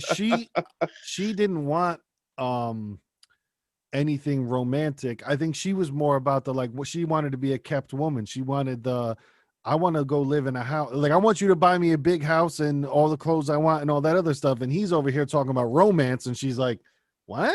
I ain't even romance. Like, I'm not trying to climb no hill and look at the sunset with you. I Right. She was your stereotypical material girl. Yeah. Yep. Very material. She was shout out to that fur hat she had at some point in the movie that was on point. Looked like it was part of her hair. That well of a job of a hat. Yep. So then George is just in a bad mood, and he's he's just kind of sauntering around. He ends up at Mary's house. He goes in, and they're just having a bad time because George is not in the mood. Came in hot on her, like she was all excited. She before he came, she had drew this little picture, like illustration she drew of like a guy throwing a lasso around the moon. Yeah, you know what I'm saying? She's playing the song that they were singing together when they were back then, and you could tell, boy, she'd been holding on to this love for this dude for the 4 years she was in college. She didn't look at another penis. All she did was think about George. You know what I'm saying? Yep. You could tell. And she even had other dudes trying to get at her. What was it, Sam Wentworth or Sam Wainwright? Sam Wainwright. He was, trying to get at her. He was throwing that, because it seemed like back in the day, you announced your interest. You know what I mean? You announced the whole like, I am interested in you. Right. Yes or no. You know what everybody I mean? has to know, hey, did you hear so-and-so ask so-and-so to go steady? You know? And it really didn't seem like it was oh yeah, they dated for 2 years and now they're not together. It was like, I would like to choose you for the rest of the duration. You know what I'm saying? Right. If you've slept around, even as the guy, if the guy like messed around, like, he's a whore bag, he wasn't well received back then either. Like, it turned into like that whole men being the guy, being the man for slaying all the women. I mean, it was a little bit of that, but back then it was like, it was more of that chivalry, conservative kind of end thing. It was the end thing to be conservative and chivalrous. Honey, let me open the door for you. Which I might have thrived back then, because I'm kind of romantic type nigga. So you know what I'm saying, that might have been my era. And I think these hats, that's why they look good on me. For real, I might have been throwing lassos on the moon, right? I might have been throwing lassos on the moon. I said, man, I might have been, you say, you get an era. I said, man, if I could go back to the 50s without kind of like being almost killed for being black, I probably, you know what I mean? Right. If it wasn't as rough, but I just kind of like. I feel like even back then, even the blacks back then, they were in a lot of fucked up bad situations, but there was somehow they found ways to enjoy themselves, and I think I would have been part of that. Like, fuck it. Yeah. Well, I mean, another thing, I'm not saying it was good, but I think some of it helped, and I'll explain it because it's going to sound shocking at first, but for some part, segregation meant safety, because if you had an area over there where just like, that's where, quote, blacks are supposed to be, but at least they knew that they could be over there together, and because it didn't seem like it was safe for everyone to be together, because a lot of people still had that attitude of like, you guys aren't supposed to be free, all that other shit, they were just scared. They smell different, they look different. Oh my God, they probably bleed brown too. What? But so I think with segregation, I think there kind of was a lot of areas that that jazz clubs and shit like that of underground dance parties and shit. Like you said, some of those areas that just weren't ready for it. They can't force that on some of those spots to where you're just gonna create chaos. But you can't just accept it as being okay either. You know what I mean? Be like, nah, fuck that. Y'all need to change this shit. Or once again, not going too far off topic, but you let the motherfuckers stay over there. Y'all go over there and y'all stay in your little community where people like-minded like you can sit there and you can just fucking tell stories about how much you hate people. Hey, you know what I hate? The same thing you hate. Woo! Woo! Yeah. I mean? Exactly, and just Great jerk life. off to those stories together. I don't know. And you'll It's have a great fucking life because why? You're surrounded by like-minded people that think the same way, so you're happy. So yep. that's all you need is give them niggas communities, man. Go. And as soon Yeah. as you try to get too big and try to, get physical, that's when somebody's got to come in. That's when the military comes in. That's when your law enforcement come in. Like, nah, it ain't happening. We shutting it down. You want to be happy over there. Don't bring no bullshit over here. Do your trade with who you want to do trade with. Mhm. It's going there. Anarchy's happening soon one The day. narc. So then Mary gets on the phone with Sam Wainwright, and I Yeah, because think George was that giving her that's the dick move. Like the business. she was trying to she was playing the music. He was like, Uh-huh. she showed him the thing. He goes, oh yeah, very real funny, huh? Making a joke of me. Nigga thought Yeah. she was trying to be all romantic about it. Thought it'd be cool for her to see the picture. Niggas, he making a joke of me. And But then he she was just started in the wrong mood, man. And right, I get that too, man, because I've been in that before. Where like I'm not in the mood for joking, and then people want to joke. I'm not, right. everyone's It's like that.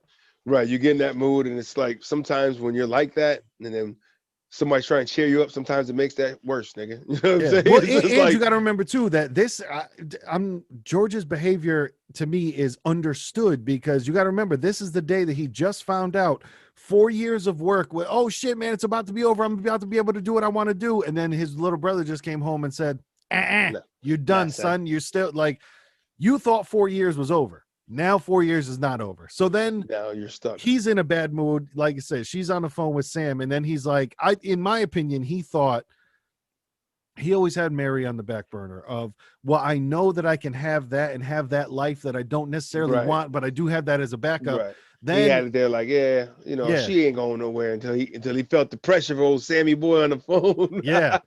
And then he snatched her up, kissed her, all that stuff. Then Right. boom, smash cut to the wedding. Sam pulled him into the he tried to cue him into the business. That You know what I was mean? Because there they all went too. to school. Because they all went to school together. Sam was the fucking this shit. What the Hee fuck were haw. they doing? Hee haw. That was their little thing in high school or whatever. And Sam was like trying to get at her, and he was like joking, hey, you trying to mess with my lady? Ah, whatever. I was messing with nobody's lady. And he was like, nah. And then he just tried to bang the phone on him. It's like he's like, hold on, put him back on. Yo, man, I'm trying to call you. I got business to talk about. And he's kind of telling him about this whole thing, and he wants to get him involved in soybeans to make plastic. And this when plastic started hitting. That's what's funny about these Yep. movies, man. Is when people started making plastic. I think out of soybean. Is that where it comes from? Probably. I don't know. So that was that era of like plastic kind of was just hitting. So it was funny to hear him kind of talk about that. Yeah. You know what I mean? Before like it really kind of hit where plastic became your common used material for like everything made. You know what I'm saying? It Mm-hmm. was like everything was still fucking metal. Shit that would fucking like grandma's Last. fucking, Shit little that would last. right glass and metal. Like your pitcher and your Kool-Aid pitcher was glass. You know what I Uh-huh. mean? Yeah. Then Your now, Coca-Cola bottles were bottles of glass. yeah. And a lot of stuff back then was just made to, for the duration and not for okay, we're gonna buy it because it's gonna last for a year, then it's gonna break and they gotta buy another one. That's the Right. model now, Yep. That's how you keep the floodgates coming in like these damn phones, man. We keep them going so it starts acting up around 2 years where you're fucking due for an upgrade. Mhm. And then, But next thing if you know, you get a new phone. and it's crazy too because there's both. Like if you wait it out, it goes back to normal. Because like me with my phone, bro, it's happened to me where you get a couple of weeks where, yo, this battery dies in fucking 2 hours, and Yep. then a month later, oh, my shit works fine again. I think they do that shit where they just go with like, let's fuck it up a little bit to see if they'll bite and buy another one. But it seems if Right. you hold out, Because hey, who knows what you're really fucking uploading in them upgrades, man. Every time you get them upgrades, you got to do, the requested mandated upgrades, yeah, through your that's phones. always when it messes up. Right. Anytime the upgrade comes, it's like, Yep. and you gotta pay attention to when these new phones drop because that's right around when the upgrades happen. Yeah. He's like, So yo, I don't like this upgrade. so it seems like George, he doesn't put his money in the stocks. He doesn't do that stuff. And then Right. So they he didn't bite smash on cut that. to them getting married. So Yep. they From get him kissing married. her in it was funny because it was like he was so angry, but like loved, but it's like that nigga was on some real aggressive shit. Like the way he kissed her though, he was like angry, but then Yep. it was like Okay, George. Y'all was really passionate. Is a better word, I guess. And Uh, then they're about to go on their honeymoon. They once again, Jordan, man, this is like I said, this is so akin to planes, trains, and automobiles. They're about to go on their honeymoon. They got, whatever it is, $2,000 in their pocket. They're ready straight to just stack. They got us. buck. He's like, that's it. He said, listen, I'm traveling now. Look, we're gonna go. Where you want to go? We're gonna go over here. They got money to do it. We're gonna travel over here. Come on, come on, come on. It's that honeymoon, man. Yep. Uh, Pull around to their building, his building, Bailey's building, thing.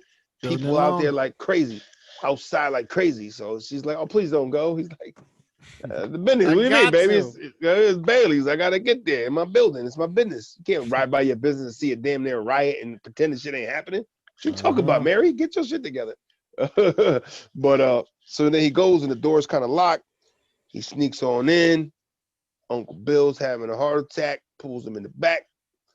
Talking about the funds is all fucked up. I forgot, and this guy Potter was basically, was he behind it or he was trying to be the savior behind it? He was trying to profit off of it. That's what it Trying to was. They profit were off talking it. about there was a run on the bank for whatever reason about now everybody wanted their money. And if you know what banks are, banks don't have your money. Like if everybody went to the bank right now and tried to take out their money, the money's not there. They don't, Right. that's not how it works. So there was I think this was the stock market crash. I'm not sure if it was or not, but I might be completely wrong. But everybody wanted their money, They were trying to and trying to get the shit out before they felt they were gonna lose it. yeah. And so then Potter, he offered everybody 50 cents on the dollar.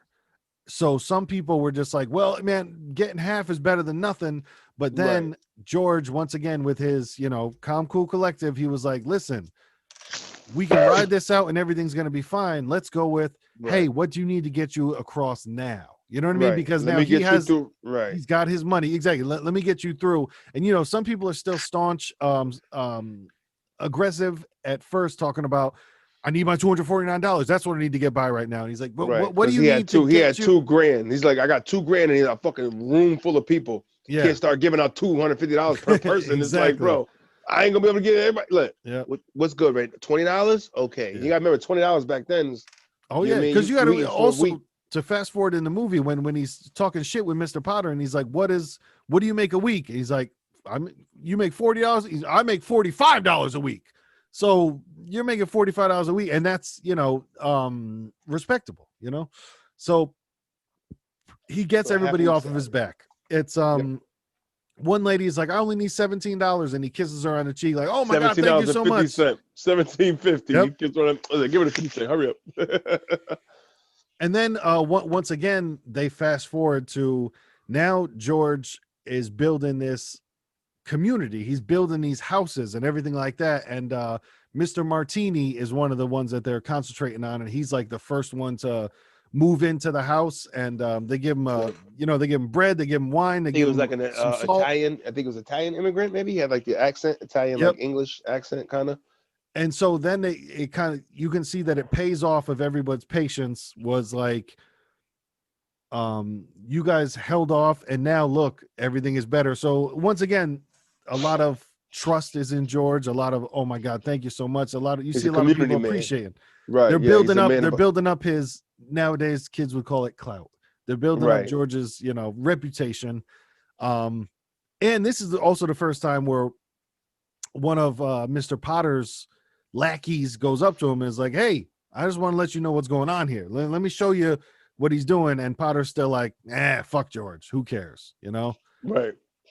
It's like, But yo, man, he got a community over there, man. He giving these guys houses that yeah, he had. It was called Bailey Park, I think, right? I think it was. Yeah. He had a whole like community section where he was giving these houses and shit for people and getting them built over there for them. And so they was fucking with him, like, okay, George making it right for the people once again. He Mm-hmm. like, damn, we try and get all that. Mr. Potter try and bury the whole situation because he's he trying to profit off everything. He want to own the house. You know what I mean? He Yep. don't want to share with nobody. I'm trying to own everything. Greed. Give me. You know what I mean? And this is another spot where Sam Wainwright comes back Mm. to visit.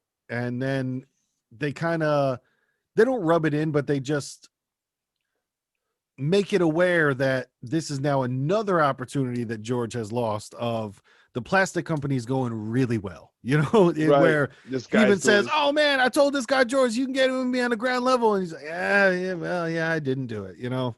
Right. So I know.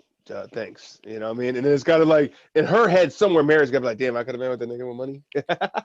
But she loved George that much I though. don't You know what I even mean? think So so. Yeah, I think she was such a pure character. I don't think that at all. I think she right. was fine with what she had. No, Yeah. that's what I'm saying. She was, but in Violet kind of personality, we already know where that would have went. But you Oh know, yeah. sometimes, you know, even a woman that's like, I love my man, I'm so dedicated.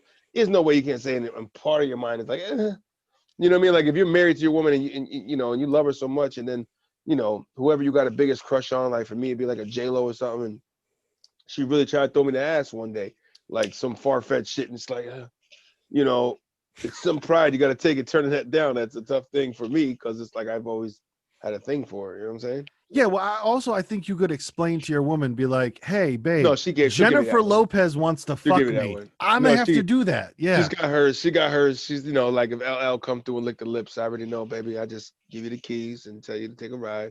yeah. Go get a telly. Just don't do it in the house. You know, that nigga got money. So then, after that, George, once again, you can see him, like his thought bubbles are happening. You could tell he's just like, once again, I'm doing the right thing. Not necessarily the right thing. Once again, I'm doing the thing to help people versus what I want to do. And at that point, Potter brings him in. He's like, "Listen, I want you to work for me. I'll give you 20,000 a year," which is, whoa, Right. 10 times his salary. If you're talking about somebody, if you're talking about somebody saying a decent living is $45 a week, this guy's doing two Yeah. thousand a year, man. And so if you want to break it down, you got to think, all right, $45 a week is a little bit over $2,000 a year. And then Potter just offered him 20,000 a year. Right. Come on, man. He literally offered him 10 times his salary. And Right. He had him in the bag. He said, I'll go home and think about it. And then until he shook his hand and felt that nigga greasiness. he did too. He felt the real grease. He literally went, like, that nigga literally checked his hand for that grease. And it's like, you was a damn greasy snake. Again, I know how to deal with you right now. Nope, not gonna do it. Chris, a little greasy. That's what it was, man. And He you're was right, like, though. he said, why do I need to wait? The fuck of me. As soon as he shook his hand, he felt, and that, man, and I'm talking about, that is a dope ass actor, because you felt it all from his face, from the way he moved his hands, from the way he looked at his hands. He was a dope actor, man. He really was. Like, Jimmy Stewart. So what do I have to wait for? What do you mean what I gotta wait for? The answer is no. I know what you're gonna do. And then he started ripping him down, like just so old Potter thought he had him on the ropes. Like I finally got the nigga to budge for a handshake. Yeah. But the handshake is what turned it around, because like you said, he felt that grease, he felt that snake, and then when he was talking shit to him, and then what I like is he talked shit to then everybody. He was like, and I don't know if he called him a snake or a spider or whatever it was, but he's like, and you're a snake. And you're a snake. And then when he opens the door, just some random dude over there. He's like, and you too. Guy's got a folder in his hand, like, what the hell I do? Yeah, he's like, well, I just work here, brother. Yeah, but you know who you work for. You're just as bad as a snake, motherfucker. Oh man. And so then after that was the war scene. Okay, then it was war went down, and fast forward to him having 3 kids. I think it was 4, because there were 3 downstairs, and then Zuzu was upstairs with the cold.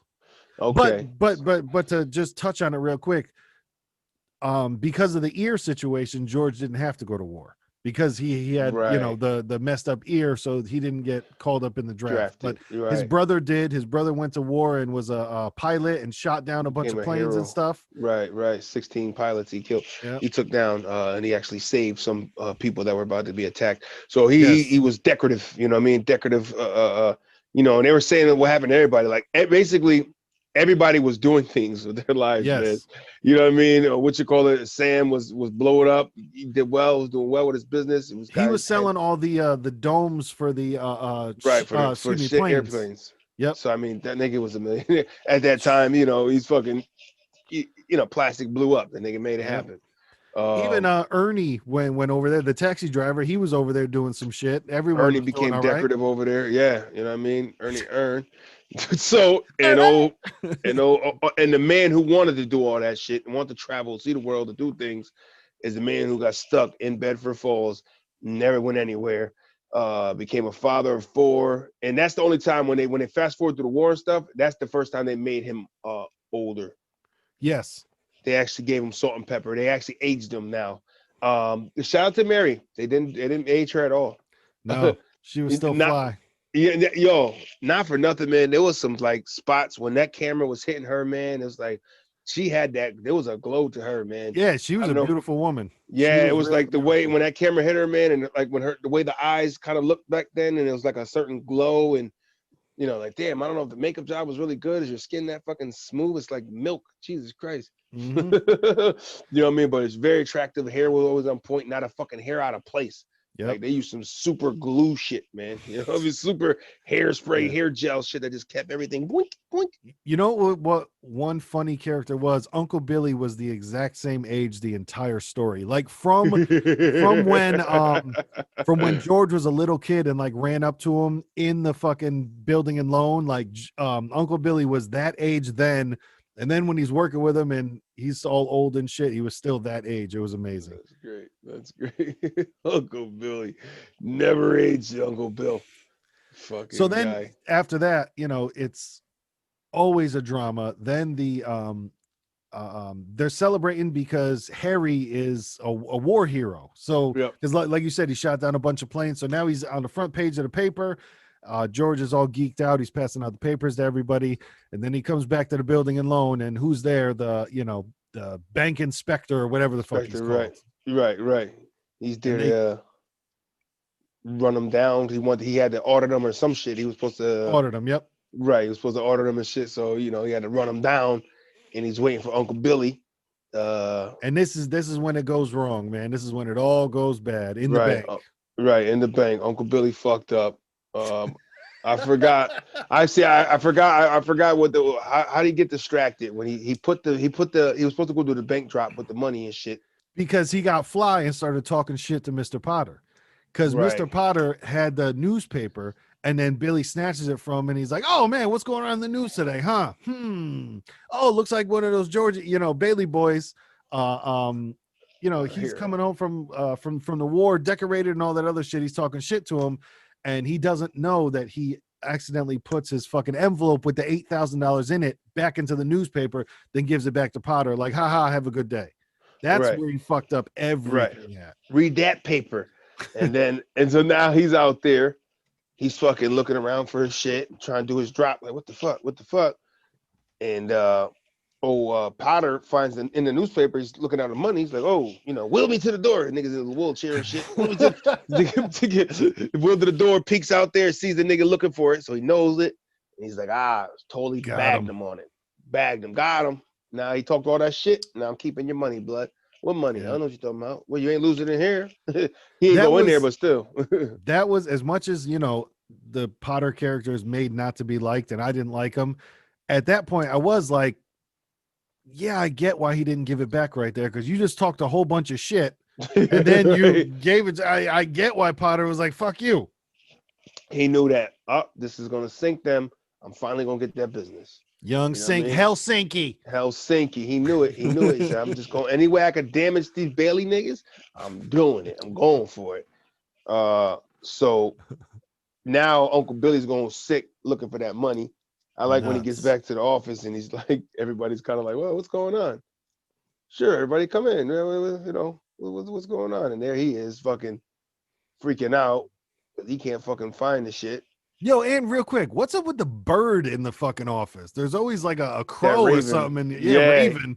he was just on everybody's shoulder. I don't know. It's quote the Raven nevermore, maybe. I'm not sure. I think it was just on the shoulders of humanity, flying around that office. So he could go. He's flipping, going crazy with the papers, and then when he tells George, he's fucking bugging out. Now they're trying to backtrack. He's got the inspector there looking for the statements and shit. Now he's all fucked up because of this shit. Yo, and that was one of the only times George really lost his shit. Well, first off, George is unfortunately, like, kind of fueled some rumors there because George was in the office with Violet and gave her a little bit of loan because that's how he was as a person. He knows you. I'm gonna give you a loan because I know you, and that's what it was back in the day, man. Everybody knows each other, and then Yep. she kissed him on the cheek, and Yep. she Yep. left the The lippy whorish stick. makeup all over him. Right. Now Right. and Violet. then they come out, and it's like the the people that work in the office. Then there was the bank adjuster, and everybody saw her wiping the fucking makeup off him. So it's boom, instant rumors. You know what I mean? Because Right. that's just how it goes back in the That, day. they're having an affair. Uh-huh. That damn red lipstick do it every time.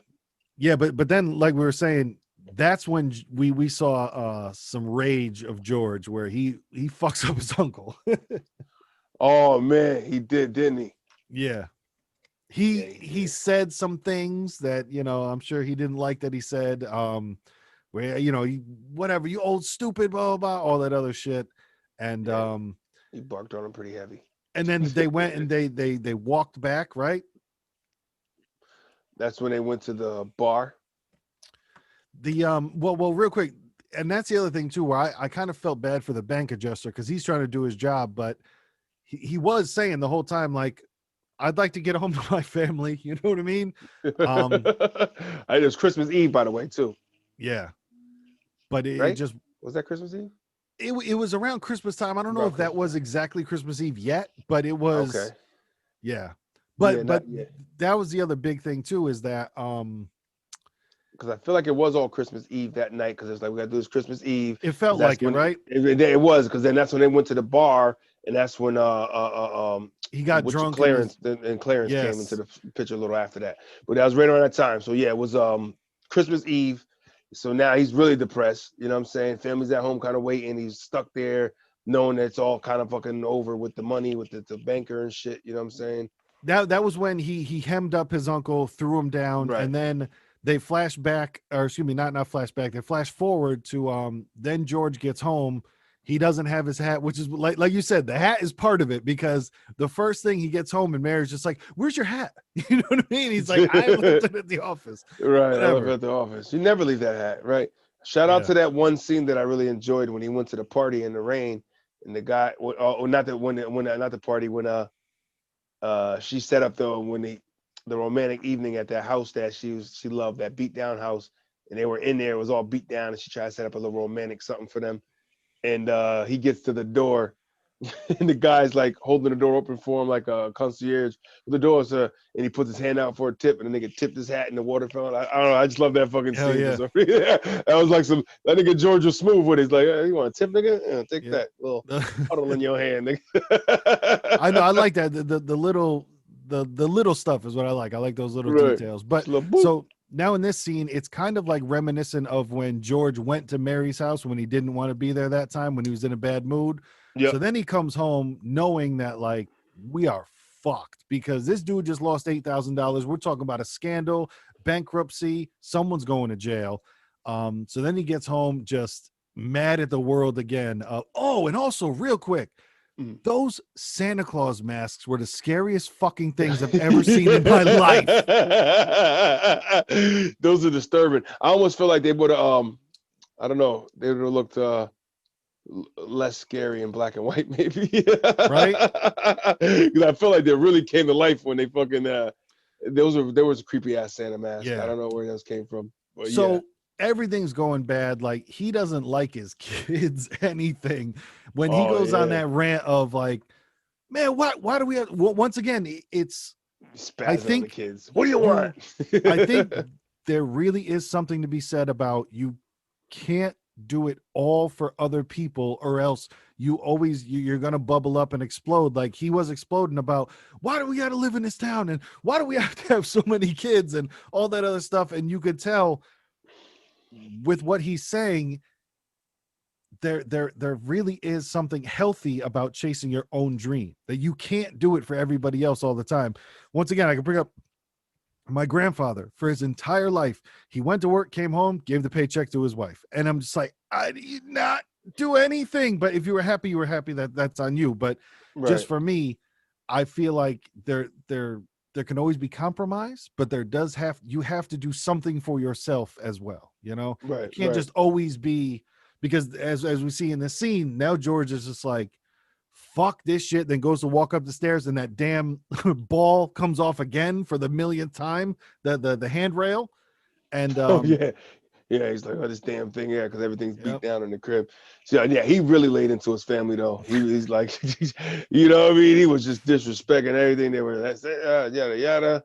You know, he comes home and it's Christmas Eve. They're having a good time. They're decorating the tree. Hey, Dad. You know, it's yeah. like, fuck out of here. You know what I mean? Which once again is understandable, not He's feeling it. necessarily They don't know that what's he, they don't know what's going yeah, on. So it looks like he's exactly. been an asshole to them. Yeah, so they would understand him like, why is he being an asshole right now? Yeah, but he didn't tell you because he's fucking trying to deal with this shit without before speaking. Because the last time he was an asshole when he found out, I just did 4 years of work and I was supposed to be done and get to go travel. Boom. Now he was an asshole for that. Now Uncle Billy just lost $8,000. We are completely fucked. And he Sinking comes the home and he's an company. asshole now. And it's one of those, yeah, you're taking it out on the wrong people, but I get why you're mad. So I then, locked it in. like you're saying, then he goes to the bar, right? Right, he storms out the house. Fuck this. I'm kicking off. You know what I mean? He's going to the bar. He's putting them down. You know what I mean? He's having some fucking joints, flicking them down. Oh, real quick. I'm sorry, because this happens at the bar. We have Mm. to go to his daughter was sick upstairs because she got a flower and didn't want to close her coat because she didn't want to ruin the flower and bring it home. She catches a cold. Fast forward to then he gets on the phone because he, like you said, he's mad. He's on a tear the whole time. He's on the phone with the teacher talking about, you stupid, whatever. You let Right. her go home half naked and that's why she's sick now. And then he gets into beef with the husband as well about, oh, Mr. Whoever the fuck. All right, it's on site, son. Right. So that's what, and that's who the guy was In the in the bar. bar. Got Yeah. you. Because I was trying to remember because I feel like I think I walked away from it. I was doing something Mm. where I was like, what part did I miss? And he said that was for my wife or something. I was like, okay, it's because he was popping his gums. Yep. Okay. But yeah, so he was at the bar getting drunk and he ran into Mr. on the phone, tough guy talk, and he actually seen a guy was a big dude too. And nigga Uh-huh. gave him the good old biscuit. You know what I mean? Just a boop, not two pieces, just gave him the good old, just a solid sourdough. Yep. Bang. And what even fucked it up further and brought George down to the depths was he went to Potter to bail him out one last time. He was saying to him, man, okay, he didn't, I don't know why he didn't just be like, hey, can I just have that job if the offer's still open, but I'm not sure. But it was can you bail me out, all that other stuff. And then Potter mentions to him, because of the life insurance policy, he's like, you're worth more dead than you are alive. And I think that Right. really messed with He George's planted, head. yeah, he planted that seed in him like shit. You know what? I'm no good to my family. People, those guys like that thought shit like that. Oh Those yeah. guys that were like, I'm loyal and noble enough to know that I can't support my family, so I kill myself because the money that they'll get from me dying will help them, live. Uh-huh. It's like a wolf, nigga. That's very Braveheartish. Yep. William Wallace. So You know then what I mean? fast forward, George is at the bar, he gets punched in the face, all that other stuff. He's still just like, this is the worst day of my life. He ends up at the bridge, and where also I always want to call him Carlton, but what's his angel's name? Clarence. Clarence. Clarence is on the bridge, and because Clarence knows he's a good guy, Clarence Right. jumps first, then George jumps in to save him. Right. He jumps in screaming, "Help me!" George gets in there because he's used to jumping in cold water to save people. Yeah. hence saving little hair. Right. Yo, Jumps that's in. a hell of a callback too. You're right. That You is know what I mean? It's like they're like, look, this is what G do, man. He saves people in these cold. He knew that from what he did as a kid. He knew he was gonna save them. So he said, I'm gonna plunge. This nigga, you gonna have to get me first. So he Yeah. pulls him out, and the guy sees him down there, and helps them all get up there and get warm or whatever. Um, and that's when Clarence is there, and he's kind of breaking down to him. He's telling him what he is. I'm an angel, and Oh, straight up. Yeah. Yeah. straight He's up, it looked just like it was no like hidden talk like, oh, I'm a friend of a friend of a friend. It's here to help you. You know, none of that Right? shit. It's like, they're like, no, nigga, listen, I'm an angel, man. You Yeah. know what I'm I trying to mean? get these wings, dog. I'm trying to Look, get I these need to wings. get my wings, and I can't get them until I help you. Uh-huh. I'm a- Wings. Come on, you gonna help me or not, man? Now, because now he's putting on him like, listen, I'm here to help you, but you gotta help me get these wings. I can't do it without you.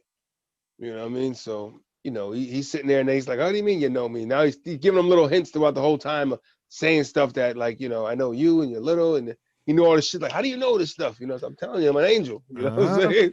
The whole time he's trying to tell the guy I'm an angel. You're not making any sense. You know. So George is not rocking with him. He not believing nothing.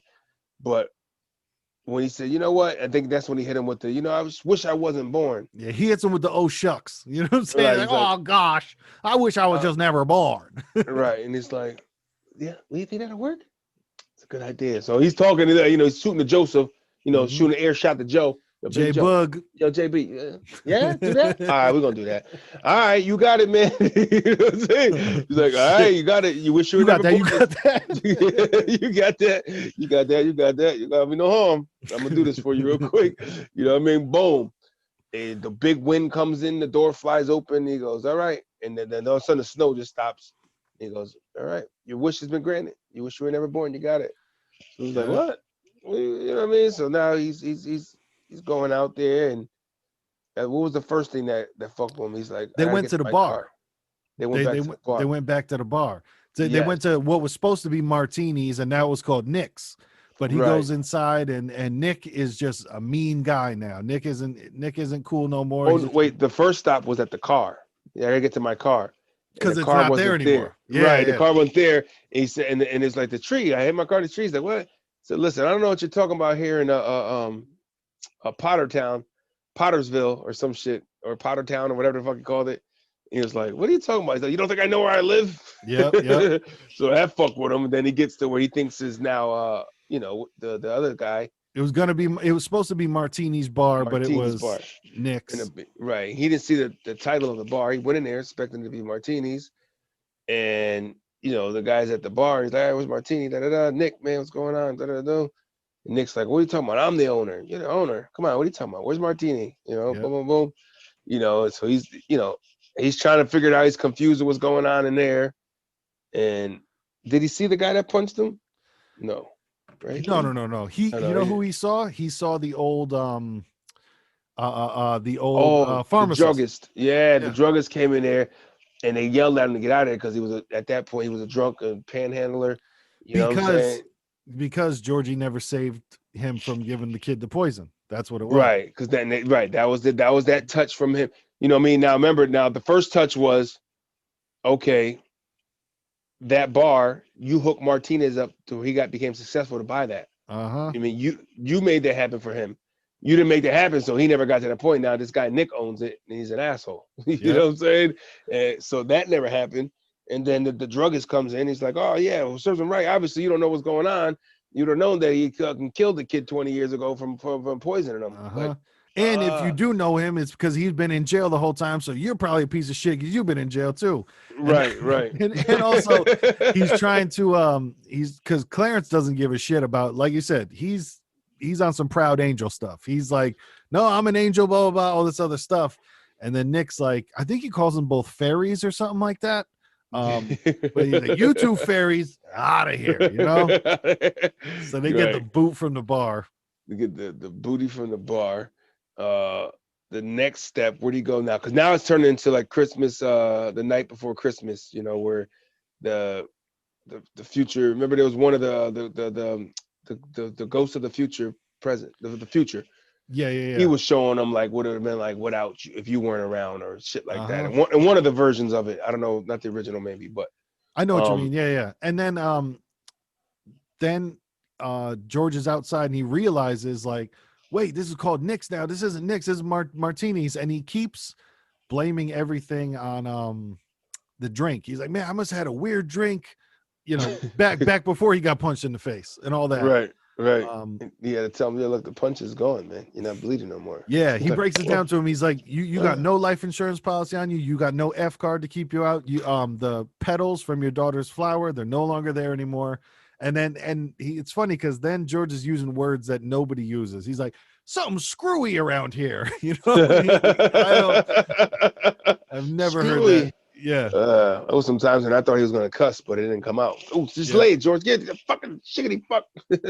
Well, I think that was their, you know, that meant, whoa, he just said motherfucker, but it was like Right. screwy, you know? Right. Something's Screwy. weird. Whoa. Like kids got yelled at for saying that in the house. You don't talk like that in here, mister.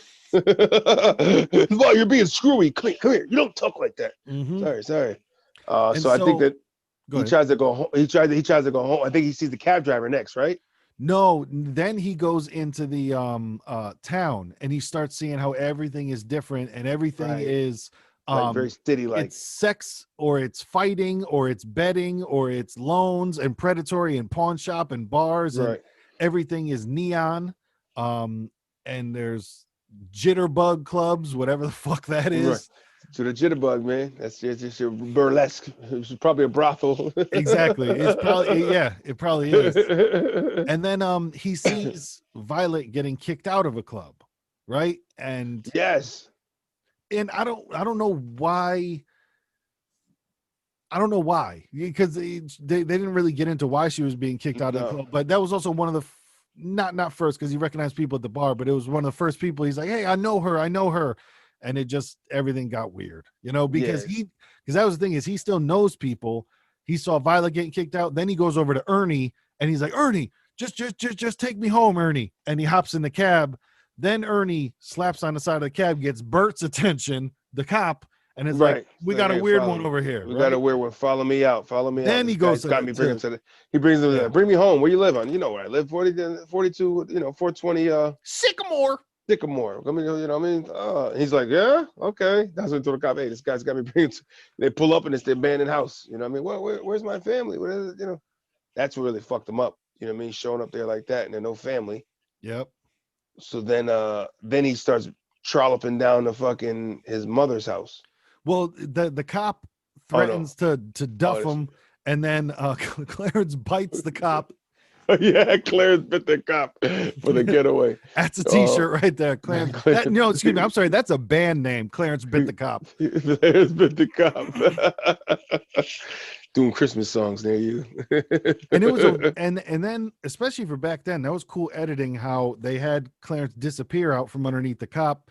And so now they know there's some wild shit going on. But then you're right, yeah. Then he goes to his mother's house, which is now a boarding house, right?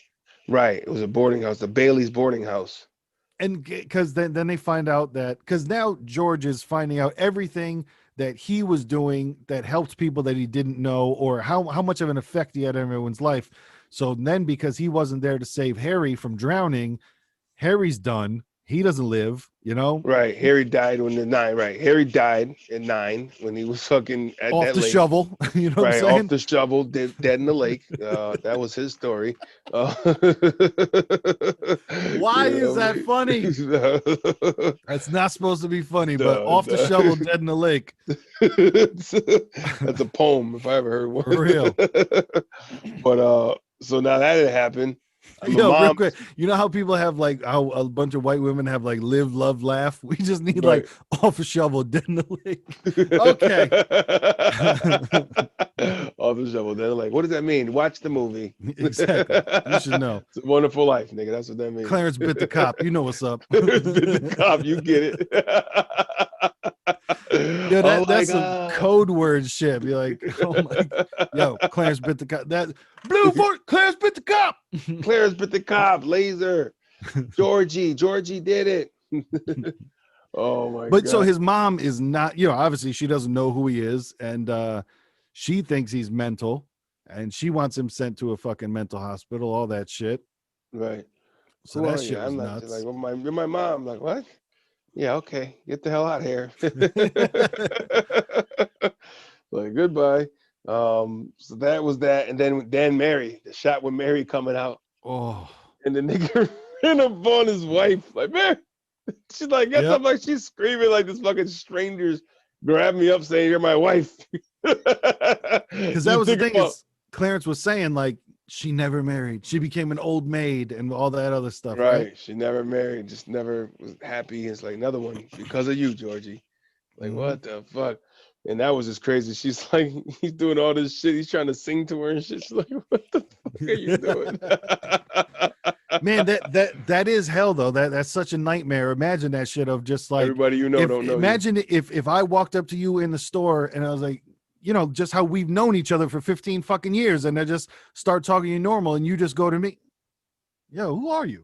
Who the fuck? Nah, you got the wrong guy, man. I would, Like, what? Oh, you being funny now, motherfucker? Like, bro, my brain would explode. You know what I'm saying? That would be, oh or my just, god. I mean, the mom thing would have fucked me up. All right, mom. Yeah. You're not. I know my mom's not a very good actor, so I would be able to tell, like, whoa, you really scared? Like, wait, it's me, mom. Like, okay, no, I don't know what you. Who are you? Get the fuck out of here! Like, whoa. For real, man. That shit would be bugged out. Then he goes to what used to be the building and loan place, right? He goes back to what was supposed to be his old building, building and loan place, and then duffs the cop because the cop runs up on him, so he snuffs the cop. Then he just books it back to the bridge, right? He goes back to the bridge and wishes for it all to go away, Right. You'll bring me back. Jack Black. Yep. And we like you said, with the what is the Christmas movie called with past, future, and present? The Christmas Night Before Christmas. Night Before Christmas. Okay. Yeah, and Christmas Carol either. Yeah. And so it goes into that pretty much that mode where he said, please God, I just want to live again. I just want to live again. And then now he is just geeked because he finds out that he's living again because Clarence says to, the cop, Bert pulls back up and he's like, George, what's okay? What's the matter, man? Are you okay? Everybody's looking for you. And then he tells him that he's bleeding. And then George geeks because he's like, I'm bleeding again. Yeah. I'm back. All right. You know me, Bernie, you know me. Yeah, I know you. Come on. What the hell? What's the matter with you? George, you had too much to drink? And he gets excited, goes back and sees his car, where he left it, crashed against a tree. Yep. Goes through the town. That was Merry Christmas to everybody. He's screaming, Merry Christmas. Even he yells at Potter, Merry Christmas. Right. That was very Christmas Carol-ish. Yes. Like the night before, now, Bob Crampit or what's his name? Bob. That might be the next one we watch, actually. Right. Bob, whatever, Krampus or whatever. Yeah, he was back on the Seattle. Merry Christmas, everybody. Ebenezer Scrooge was. I'm sorry, not Bob. Krampus was the guy who gave shit to. Ebenezer Scrooge was back on his shit once he, almost like Potter should have had this journey instead of motherfucking George. Right. Where the hell's the fun and karma there, nigga? So then George runs back in the house and the cops are there to arrest him, and the not claims adjuster, the bank numbers guy, Potter dimed him out and called it in on him. Yep. And then he comes back in the house just geeked out, so happy to be there, happy to see them, happy to see his wife again. Oh my God, let me tell you, you're real. He's geeked out to see his kids. He's grabbing them all up and everything. Everything seems kisses, nice. Aggressive kisses he gives. Hard kisses, dog. Just very hard kisses to the kids and everything. Like, all right, nigga. I still remember one of the funniest shits is my grandparents, I think it was their 50th anniversary on my dad's side. When we gave him a surprise party at some restaurant. And I remember my grandmother was so shocked that she put my stepbrother in a headlock accidentally because she was just like, oh my God, and everyone's here. Oh, and Josh, you're here too. And just like scoop. Like, for the bulldog. That just exactly that just like almost too hard where you just like, I think he was hit with the like, okay, all right, well, yep, I'm here too. All right, well, but great. It's just that, when somebody's geeked out, they just fucking lose it. And that's a beautiful thing. It's a wonderful world. It's a wonderful thing. So then now we're getting to the finale, the climax. George is so happy to see everyone, and it's he has this type of gratitude. Then Uncle Billy kicks in the door with a laundry basket full of money, and they realized that everybody loves them, and everybody teamed together because Teamed at the in. drop of a dime, they heard George is in trouble, and they said, They "Hey, chipped in money. Hey, listen, he's here's the been here money to for tip us." in. Right. He doing all his efforts of him being the man for them that he didn't really want that. Ended up being the life that he didn't wanted him. You know what I'm saying? Yeah, listen, that's what it really was, man. Wow. That's like that nigga didn't want that life. That life said, nah, nigga, this we need you here, nigga. I Hmm. know you want big things, George, but this is where you need it, man. And That's And that's that's powerful. not that we were counting, but we were counting. Um, in the last scene, there is another black woman because there's one black woman that comes up What? and doesn't say anything and gives, but then after that, Annie comes back and she goes, "Yeah, George, I got money because I've been saving this money up for if I get married and have a divorce." Like it shit was one of the craziest lines ever. She's like, "If I Oh ever got a man. husband, I was saving this money for the divorce." Like, Oh whoa. man. They gave But her to be the comedic slapstick, you know what I mean? It's like, yep. but So yeah, nah. and then she said Merry Christmas, and she, you know, gave her money and everybody else gave their money, and they were basically breaking down where they said, "Hey, the word got around that George was in trouble and everybody dropped everything to help." Mm, And even they got word out to Sam Wainwright in London, and he threw a $25,000 advance of like, "Hey man, if anyone needs anything, we're good, we're covered." Just right. You got a financial backer now. His right hand that used to yeah. want his woman and shit. Hmm. You know what I mean? But nah, that's always crazy, man. They that was something I was gonna say there. With just that era and that time for them to I forgot my train of thought. I had something I was Holla. going to say. It's going to sound great, but it's a wonderful life. Yeah, it was It was something along the lines of Anna. I was something I was going to say there, but I forgot because you were saying there was another black person at the end there, and I was just like, what? yeah, there was one black woman that just came and dropped off the money and left, and then Annie came in after, or Anna or Annie came in after, and then everything started turning to where the cops that came to arrest them even dropped a couple dollars, and the bank loan guy dropped a couple dollars, and then after that, Harry finally came back. Harry came and because remember the whole town was planning for a celebration Welcome for home. him. Yeah. Right. And then So he Harry. finally came back, grabbed a drink, toast, and man, it seemed like everything was right. But it was a nice story about how you might not know the effect that you have on other people. Right. But Right. And as much as that's, like you said, as much as, he it's like don't give up on your dreams. You shouldn't. But sometimes, I say things are bigger than you even think of. You know what I mean? Like he didn't yep.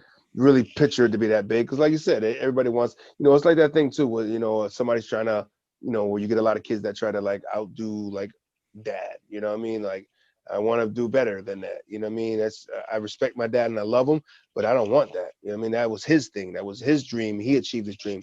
Me taking over the business is not my dream. You know what I'm Yeah. saying? I think they chopped into a little bit of that of Hmm. what I mean, of kids of like, hey, you don't always have to chase. He, like you said, he was off a different beaten path as far as what everybody was doing of the norm at that time. They Yes. married young age, then went and got a machine shop or something, or they got into the business somehow. He was like, no, no, no. He like, I want to travel. You know what I mean? Like, I got the itch. You know what I mean? Yep. I want to fly. I want to go. I want to do things and say stuff.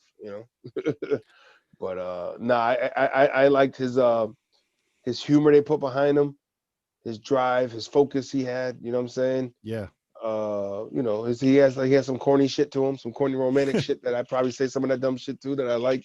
You know what I'm saying? And yeah, man, he seemed like a solid dude. You know what was that? No, that's what I was thinking about earlier. The scene when I was thinking about with Anna, what I was trying to relate back to was I thought that was a strange scene where she was talking jazzy and she went in the kitchen. He came behind her and like smacked her in the ass. Yeah. I thought that was risky for back then. You know what I'm saying? Like, hold on, player. I think honestly, I think that's risky for now. Not back then though, because man, women weren't necessarily the givers of consent back then. Like back then, it was a lot of touch first, see if they liked it later. And I'm not talking Right. about insertion. I'm not, but No, no, a no. lot of women got Like smacked on the ass grope and back shit. then. Like They guys would grope, exactly. guys would grope in high school or smack her ass in high school. There was no like you know what I mean, sexual harassment like laws and shit. You know what I'm saying? As much, Yo, there was you sexual just assault. hit. What's the basketball player with the horrible laugh? Kawhi Leonard. You just hit one. Ha Smack that. That's no, I think that's kind of what it was back then, man, to where there wasn't a whole lot of consent.